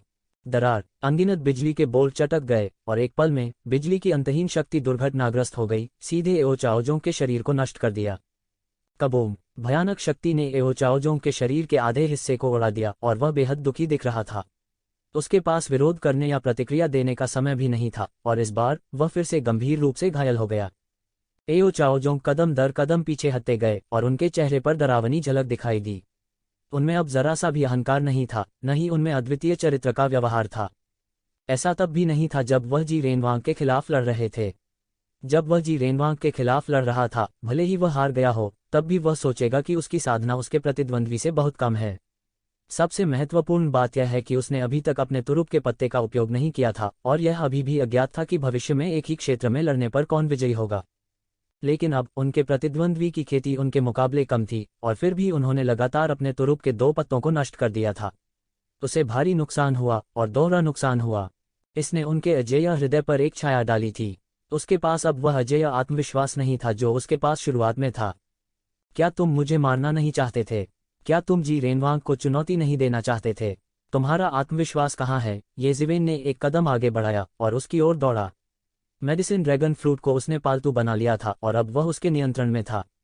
थोड़े ही समय में उसने अपनी आध्यात्मिक शक्ति के आधे से अधिक को पुनः प्राप्त कर लिया था और एक और हमला किया। उसने सीधे एक मुक्का मारा और आकाश ढह गया और पृथ्वी फट गई। पफ! एओ चाओजोंग को मुक्के से मारा गया था और जिस मांस को उसने बड़ी मुश्किल से बरामद किया था वह फिर से टूट गया। उसका पूरा शरीर उड़ गया और आकाश में हर जगह खून बिखर गया। सब खत्म हो गया। एओ चाओजोंग इस बार वास्तव में समाप्त हो गया है। यहाँ तक सबसे अनिच्छुक व्यक्ति को भी इसे स्वीकार करना पड़ा। यह घातक विद्वान बहुत भयानक है। वह एक दिव्य राष्ट्र को भी नष्ट कर सकता है। उसके साधन हमारे विचार से कहीं अधिक भयानक हैं। मैं इसे स्वीकार नहीं कर सकता। मैं इसे स्वीकार नहीं कर सकता। यह उस समय से बिल्कुल अलग था जब उसका क्लोन हार गया था। पहले यह केवल उसका क्लोन था जो पराजित हुआ था और इसने उसके अजेय हृदय को प्रभावित नहीं किया। लेकिन अब जब उसका वास्तविक शरीर पराजित हो गया था, इसने उसके अजेय हृदय को पूरी तरह से प्रभावित कर दिया था और उसे निराशा हुई। आप इसे स्वीकार नहीं कर सकते। आपको अब और संघर्ष करने की आवश्यकता नहीं है। तुम्हारी किस्मत में हारना तय है और तुम मुझे हरा नहीं सकते। येजिवेन ने फिर से हमला किया और उसकी मुट्ठी एओ चाओजोंग पर लगी, जो अभी भी मध्य हवा में उड़ रहा था, सीधे जमीन पर। एक गहरी दरार छोड़ दी गई थी अविनाशी अखाड़ा और यह बेहद क्रूर लग रहा था। न केवल वह एओ चाओजोंग को हराना चाहता था, बल्कि इससे भी महत्वपूर्ण बात यह है कि वह वास्तव में अपने आत्मविश्वास को कुचलना चाहता था और भविष्य के विकास के लिए अपने कमरे को नष्ट करना चाहता था। अन्यथा यदि ऐसा व्यक्ति इस अवस्था से गुजर जाता तो वह बहुत बड़ा शत्रु बन जाता। अपने शत्रु पर दया करना स्वयं के प्रति सबसे बड़ी क्रूरता थी। येजिवेन इस सिद्धांत को कैसे नहीं समझ सकती थी? नहीं, मैं उसे जारी नहीं रख सकता। फैंग नांटियन ने अंत में हस्तक्षेप करने का फैसला किया। एओ चाओजोंग ने पासा पलटने का कोई मौका गंवा दिया था, लेकिन वह एओ चाओजोंग के आत्मविश्वास को कुचलने के लिए तैयार नहीं था। कम से कम प्राचीन फीनिक्स दायरे में नहीं, वरना वह ड्रैगन द्वीप का जवाब देने में सक्षम नहीं होता। उसने सीधे शून्य को तोड़ दिया, एओ चाओजोंग को पकड़ लिया और उसे बाहर भेज दिया। ये ज़िवेन ने हस्तक्षेप नहीं किया। वास्तव में उनके लिए हस्तक्षेप करना बेकार था। किंग रैंक का मार्शल कलाकार वह नहीं था जिसके साथ वह अभी हस्तक्षेप कर सकता था। लेकिन यह काफ़ी था। इस लड़ाई से उन्हें बहुत कुछ हासिल हुआ था। पैट्रिक ड्रैगन का दाववादी आरेख और मेडिसिन ड्रैगन फल सभी सतह पर थे। सबसे महत्वपूर्ण बात यह है कि उन्होंने ईश्वरीय राष्ट्र की संरचना की अद्भुत समझ हासिल की थी। इस लड़ाई से उन्हें बहुत कुछ हासिल हुआ था। उसने अभी जो उपयोग किया वह टूटा हुआ ड्रैगन स्टोन था। किंवदंती के अनुसार यह एक रहस्यमय उपकरण था जिससे ड्रैगन जाति सबसे अधिक नफरत करती थी और ड्रैगन जाति पर इसका बहुत अधिक प्रभाव पड़ा। अब जबकि उसने इसका परीक्षण कर लिया था, ब्रोकन ड्रैगन स्टोन ने एओ चाओजोंग के गॉड नेशन को लगभग एक पल में तोड़ दिया। यदि यह एओ चाओजोंग नहीं होता लेकिन जी रेनवांग होता तो वह ब्रोकन ड्रैगन स्टोन का उपयोग करने के लिए नहीं चुना होता। 10,000 तकनीक रूले का उपयोग करना अधिक सुरक्षित होता। सब कुछ उसके नियंत्रण में था और अंत में वह जीत गया था। इस जीत के लिए उन्होंने काफ़ी मेहनत की थी और खूब हिसाब लगाया था। दूल्हे की खोज प्रतियोगिता का अंतिम विजेता तय कर दिया गया है। वह कोई और नहीं बल्कि मार्शल संप्रदाय से जीवन चुराने वाला विद्वान है। फैंग नांटियन की राजसी आवाज ने अभी अभी बोलना समाप्त किया था जब उन्होंने अखाड़े के केंद्र में डेडली स्कॉलर की आकृति को धीरे धीरे बदलते देखा। यह एक शिवेन में बदल गया। फैंग नांटियन की आंखें चौड़ी हो गईं और असीम क्रोध उनके सिर पर चढ़ गया। उसे बरगलाया गया था, उसे बरगलाया गया था। उसने महसूस किया कि उसकी दृष्टि काली हो गई है और उसे चक्कर आ गया। उसे किसी के द्वारा बरगलाया गया था और उस समय उसी व्यक्ति द्वारा। उसने सभी खतरों को रोकने के लिए वह सब कुछ करने की कोशिश की जो वह सोच सकता था और फिर भी वह सफल रहा। वे चैंपियन बन गए थे। इस क्षण वह आखिरकार जान गया कि उसके दिल में बेचैनी कहाँ से आई थी। यह पता चला कि उसने गलत गणना की थी। इस आदमी ने खुद को किसी और के रूप में प्रच्छन्न किया था। सबसे महत्वपूर्ण बात यह है कि उसे इसका एहसास ही नहीं हुआ था। यह एक पूर्ण अपमान था और उसे किसी और ने मूर्ख बनाया था। उसने शीर्ष 10 में सभी के वास्तविक शरीरों को देखने के लिए अपनी ट्रांसेंडेंस आंखें खोली थीं और उसने उनमें कुछ भी गलत नहीं देखा था, जिसमें यह तथाकथित डेडली स्कॉलर भी शामिल था। दूसरे शब्दों में, सभी ने इस डेडली स्कॉलर को गलत समझा था। सभी ने सोचा था कि वह सिर्फ एक तथाकथित जीनियस था जिसे मार्शल संप्रदाय ने तैयार किया था। उन्होंने उम्मीद नहीं की थी कि वह भेस में एक शिवेन होगा। चाहे वह संदिग्ध कुनपेंग हो या ये वुडी, वे सभी ढोंग थे। वे सभी का ध्यान आकर्षित करने के लक्ष्य थे। यह सोचकर उसे खून की उल्टी करने की इच्छा हुई। बेशक ये ज़िवेन ने ये वुडी के साथ सांठगांठ नहीं की थी। हालांकि फैंग नांटियन के दृष्टिकोण से ये ज़िवेन और ये वुडी ने बहुत पहले सांठगांठ कर ली थी। एक ध्यान आकर्षित करना था और दूसरा अंधेरे में कार्य करना था। उनका सहयोग त्रुटिहीन था और उन्होंने सभी को निभाया था। यह सिर्फ फैंग नांटियन नहीं था। सभी में खलबली मच गई। वह कौन है? क्या यह डेडली स्कॉलर की मूल पहचान हो सकती है? कोई दंग रह गया। उसने ये ज़िवेन के मुख्य शरीर की ओर इशारा किया और कहा। ये शिवेन के मुख्य शरीर के बारे में हर कोई नहीं जानता था। हे भगवान, यह ये ज़िवेन है। मेरे भगवान, घातक विद्वान ये ज़िवेन है। ये ज़िवेन, क्या वह ये ज़िवेन है? हर कोई हंगामे में था। वे पूरी तरह हक्का बक्का रह गए। किसी को पता होना चाहिए कि बहुत से लोग चर्चा कर रहे थे कि एक शिवेन आएंगे या नहीं। लेकिन जब मार्शल आर्ट प्रतियोगिता शुरू हुई थी तब भी उन्होंने एक शिवेन को दिखाई नहीं दिया था। वे बहुत निराश थे और उनमें से कुछ ने बहुत से अजीब शब्द भी कहे थे। यह उनके चेहरे पर एक जोरदार तमाचा मारने जैसा था जिससे वे तारे देखते थे। हे भगवान, ये ज़िवेन सिर्फ 100 वर्षों में इतनी शक्तिशाली कैसे हो गई? 100 साल पहले किसी ने एक शिवेन को लड़ते हुए देखा था। हालांकि एक शिवेन ने पहले ही कई लोगों को चकित कर दिया था। यह केवल आश्चर्यजनक था। यह सबको चौंका देने के लिए काफी दूर था। अब जबकि उसने लगातार सफलताएं हासिल कर ली थीं, यहाँ तक कि एओ चाओजोंग, जो मरे हुए दायरे के शिखर पर था, उसका कोई मुकाबला नहीं था और उसे कुत्ते की तरह पीटा गया था। ऐसा कहा जा सकता है कि एक शिवेन के बारे में किंवदंतियां महज किंवदंतियां थीं। हालांकि आज उनकी ताकत सभी ने देखी थी। ऐसी कोई अफवाह नहीं थी कि बिजली के रास्ते में ये ज़िवेन की साधना इतने चौंकाने वाले स्तर तक बढ़ गई है। दूसरे शब्दों में, अपनी पहचान छिपाने के लिए ये ज़िवेन अपने कई मूल कौशल का उपयोग नहीं कर सका। उसने अपनी पूरी ताकत का उपयोग नहीं किया, लेकिन फिर भी उसने एओ चाओजोंग को हरा दिया। यह पूरी तरह से अकल्पनीय है। यह सोचकर भीड़ और भी हैरान रह गई। उसने अपनी पूरी ताकत का इस्तेमाल नहीं किया, लेकिन उसने एओ चाओजोंग को पहले ही हरा दिया। क्या यह और भी भयानक नहीं होगा अगर वह अपनी पूरी ताकत लगा दे? वे कल्पना नहीं कर सकते थे कि ये ज़िवेन कितना अत्याचारी होगा यदि वह अपने सभी साधनों का उपयोग करेगा। यह वास्तव में वह है। तू वुडी मूल रूप से बहुत उदास थे, अंत में इसे रोक पाने में सक्षम नहीं होने का पछतावा था। वह इसे बर्बाद करने के तरीकों के बारे में भी सोच रहा था। उन्होंने यह उम्मीद नहीं की थी कि अंत में जो डेडली स्कॉलर जीता, वह वास्तव में वेश में येज़ेवेन था। मैंने कहा कि वह वास्तव में अजीब था, बहुत अजीब, जैसा मैंने उम्मीद की थी। तो वुडी ने अपनी ठुड्डी को सहलाते हुए कहा। उसे अभी अभी बहुत अजीब लगा क्योंकि वाक्य बहुत सहज था। उसके शब्द वास्तव में वही थे जो येज़ेवेन ने अनायास ही उसके मन में भर दिए थे। लेकिन इतने सालों तक उसे न देखने के बाद वह और भी मजबूत हो गया है, जैसा कि एक राक्षस से उम्मीद की जाती है। तो वुडी ने कहा। हालांकि येज़ेवेन हमेशा उससे ईर्ष्या करती थी, वास्तव में वह येज़ेवेन द्वारा गुप्त रूप से चौंक गया था। वह बिल्कुल भी सामान्य व्यक्ति नहीं थे। एक सामान्य मानव के लिए इस मुकाम तक पहुंचना असंभव था, खासकर इतने कम समय में। उनकी विरासत के साथ उन्हें केवल एक राक्षस के रूप में वर्णित किया जा सकता था। अरे, अगर ऐसा है तो तुम्हें इसके बारे में बहुत पहले पता होना चाहिए था। तुमने मुझे सूचित क्यों नहीं किया? ये वुडी ने कुनपेंग को अपने बगल में देखा। उस समय कुनपेंग पहले से ही एक मानव की ऊंचाई तक रूपांतरित हो चुका था, लेकिन वह अभी भी अपने मूल रूप में था।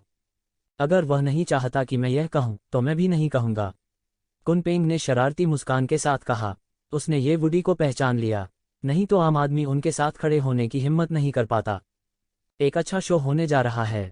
फैंग नांटियन जानता है कि उसे फिर से मूर्ख बनाया गया है, मुझे डर है कि वह फट जाएगा। हा, ये वुडी जोर से हंसा, जैसे वह कोई चुटकुला देखने जा रहा हो। उस वक्त सिर्फ ये वुडी ही नहीं, बल्कि सभी को इस बात का एहसास हुआ। यदि यह केवल डेडली स्कॉलर होता तो शायद फैंग नांटियन इसे स्वीकार करने में प्रसन्न होते। लेकिन येज़ेवेन के बारे में क्या? येज़ेवेन, जो उनके खिलाफ कई बार लड़े थे, शायद उनकी उन लोगों की सूची में नहीं थे जिन्हें वे स्वीकार करेंगे। इसके अलावा इस बार उसे येज़ेवेन ने सबके सामने बेवकूफ़ बनाया था। कोई भी यह नहीं बता सकता था कि घातक विद्वान वास्तव में येज़ेवेन था। कोई सोच सकता है कि उसने इसे कितनी अच्छी तरह छुपाया था। हर किसी ने फैंग नांटियन को देखा, जिसमें येज़ेवेन भी शामिल था, जो दूर क्लाउड प्लेटफॉर्म पर था। वे सभी फैंग नांटियन के रवैये का उत्सुकता से इंतजार कर रहे थे। पहल उनके हाथ में नहीं थी। एक बार फिर उन्होंने अपनी शक्तिहीनता को गहराई से महसूस किया। यदि वह पहले से ही राजा स्तर का विशेषज्ञ होता तो वह सीधे हुआ मेघान को दूर ले जा सकता था। हम्फ, विजेता हिडन वैली की येज़ेवेन है। शून्य से फैंग नांटियन की आवाज आई। कई लोगों ने पहले ही अनुमान लगा लिया था कि फैंग नांटियन सबके सामने अपने शब्दों से पीछे नहीं हटेंगे। अन्यथा प्राचीन फीनिक्स क्षेत्र की बात करने के लिए कोई विश्वसनीयता नहीं होगी। विशेष रूप से फीनिक्स कबीले के नए कबीले के नेता के रूप में उनकी प्रतिष्ठा को भारी झटका लगेगा। हालांकि उसने येज़ेवेन के लिए चीजों को मुश्किल बनाने के लिए कुछ नहीं किया। इसके बजाय उसने सीधे येज़ेवेन को स्वीकार किया। इसने कई लोगों को हैरान भी किया। प्राचीन फीनिक्स दायरे के कई बड़े शॉट भी फैंग नांटियन को आश्चर्य में देख रहे थे। हर कोई जानता था कि वह पहले येज़ेवेन का विरोध करने में कितना दृढ़ था। क्या ऐसा हो सकता है कि वह वास्तव में अपनी तथाकथित प्रतिष्ठा के लिए समझौता करने और येज़ेवेन को स्वीकार करने जा रहा था? फैंग नांटियन खड़े हुए, घूमे और शून्य की गहराई की ओर चल पड़े। हालांकि वह मेरे दिमाग में सबसे उपयुक्त उम्मीदवार नहीं है, क्योंकि वह इतनी दूर आ गया है, उसे मौका देने में क्या गलत है? सिंहासनों पर कई बड़े शॉट एक दूसरे को निराशा में देख रहे थे। ऐसा इसलिए था क्योंकि वे समझ गए थे कि फैंग नांटियन को येज़ेवेन बहुत पसंद नहीं था। हालांकि उसने पहले ही अपने दिल में अपनी प्रारंभिक राय बदल दी थी। शायद येज़ेवेन का स्वर्गीय फीनिक्स लड़की का पति बनना प्राचीन फीनिक्स क्षेत्र के लिए कोई बुरी बात नहीं थी। उसके पूरी तरह से गायब होने वाले सिलहूट को देखते हुए एक बड़े शॉट ने धीरे से कहा, हालांकि मुझे उसकी दबंग शैली पसंद नहीं है, मुझे यह स्वीकार करना होगा कि वह शायद प्राचीन फीनिक्स दायरे की रक्षा के लिए एक और तरीका इस्तेमाल कर रहा है। कई बड़े शॉट्स मदद नहीं कर सके, लेकिन गरिमापूर्ण तरीके से सिर हिलाया। फैंग नांटियन फीनिक्स किंग से अलग थे, जिन्हें हर कोई प्यार और सम्मान देता था। फैंग नांटियन के काम करने का तरीका दबंग था। वह अपने लक्ष्यों को प्राप्त करने के लिए कुछ भी करेगा। एक ने दूसरों को जीतने के लिए सद्गुण का प्रयोग किया, जबकि दूसरे ने बल का प्रयोग दूसरों को दबाने के लिए किया। उनकी दो पूरी तरह से अलग शैलियां थीं। प्राचीन फीनिक्स दायरे में कई लोगों की फैंग नांटियन के काम करने के तरीके के बारे में अलग अलग राय थी। वे बहुत आश्वस्त नहीं थे। अब भी कई लोगों को उसके तरीके मंजूर नहीं थे। हालांकि वे मदद नहीं कर सकते थे, लेकिन स्वीकार करते थे कि उसके स्वार्थी इरादे हो सकते हैं। हालांकि वह इस प्राचीन जाति की रक्षा के लिए अपने स्वयं के तरीकों का भी उपयोग कर रहा था, जो प्राचीन काल से चली आ रही थी। इस समय बाहर के सभी लोगों ने फैंग नांटियन को व्यक्तिगत रूप से येज़ेवेन की पहचान स्वीकार करते हुए सुना। सब कुछ इतनी आसानी से चला गया था। यह सबकी उम्मीद से बिल्कुल अलग था। पहले तो सभी ने सोचा था कि उन्हें टकराव से गुजरना होगा। हालांकि उन्होंने फैंग नांटियन से इतनी आसानी से हार मान लेने की उम्मीद नहीं की थी। फैंग नांटियन ने इतनी आसानी से हार क्यों मान ली, ये ज़िवेन भी कुछ हैरान थी। उसने बुदबुदाया, लेकिन यह आखिरकार खत्म हो गया है, चाहे कुछ भी हो। मिंग हान, मैं तुम्हें खोजने आया हूँ।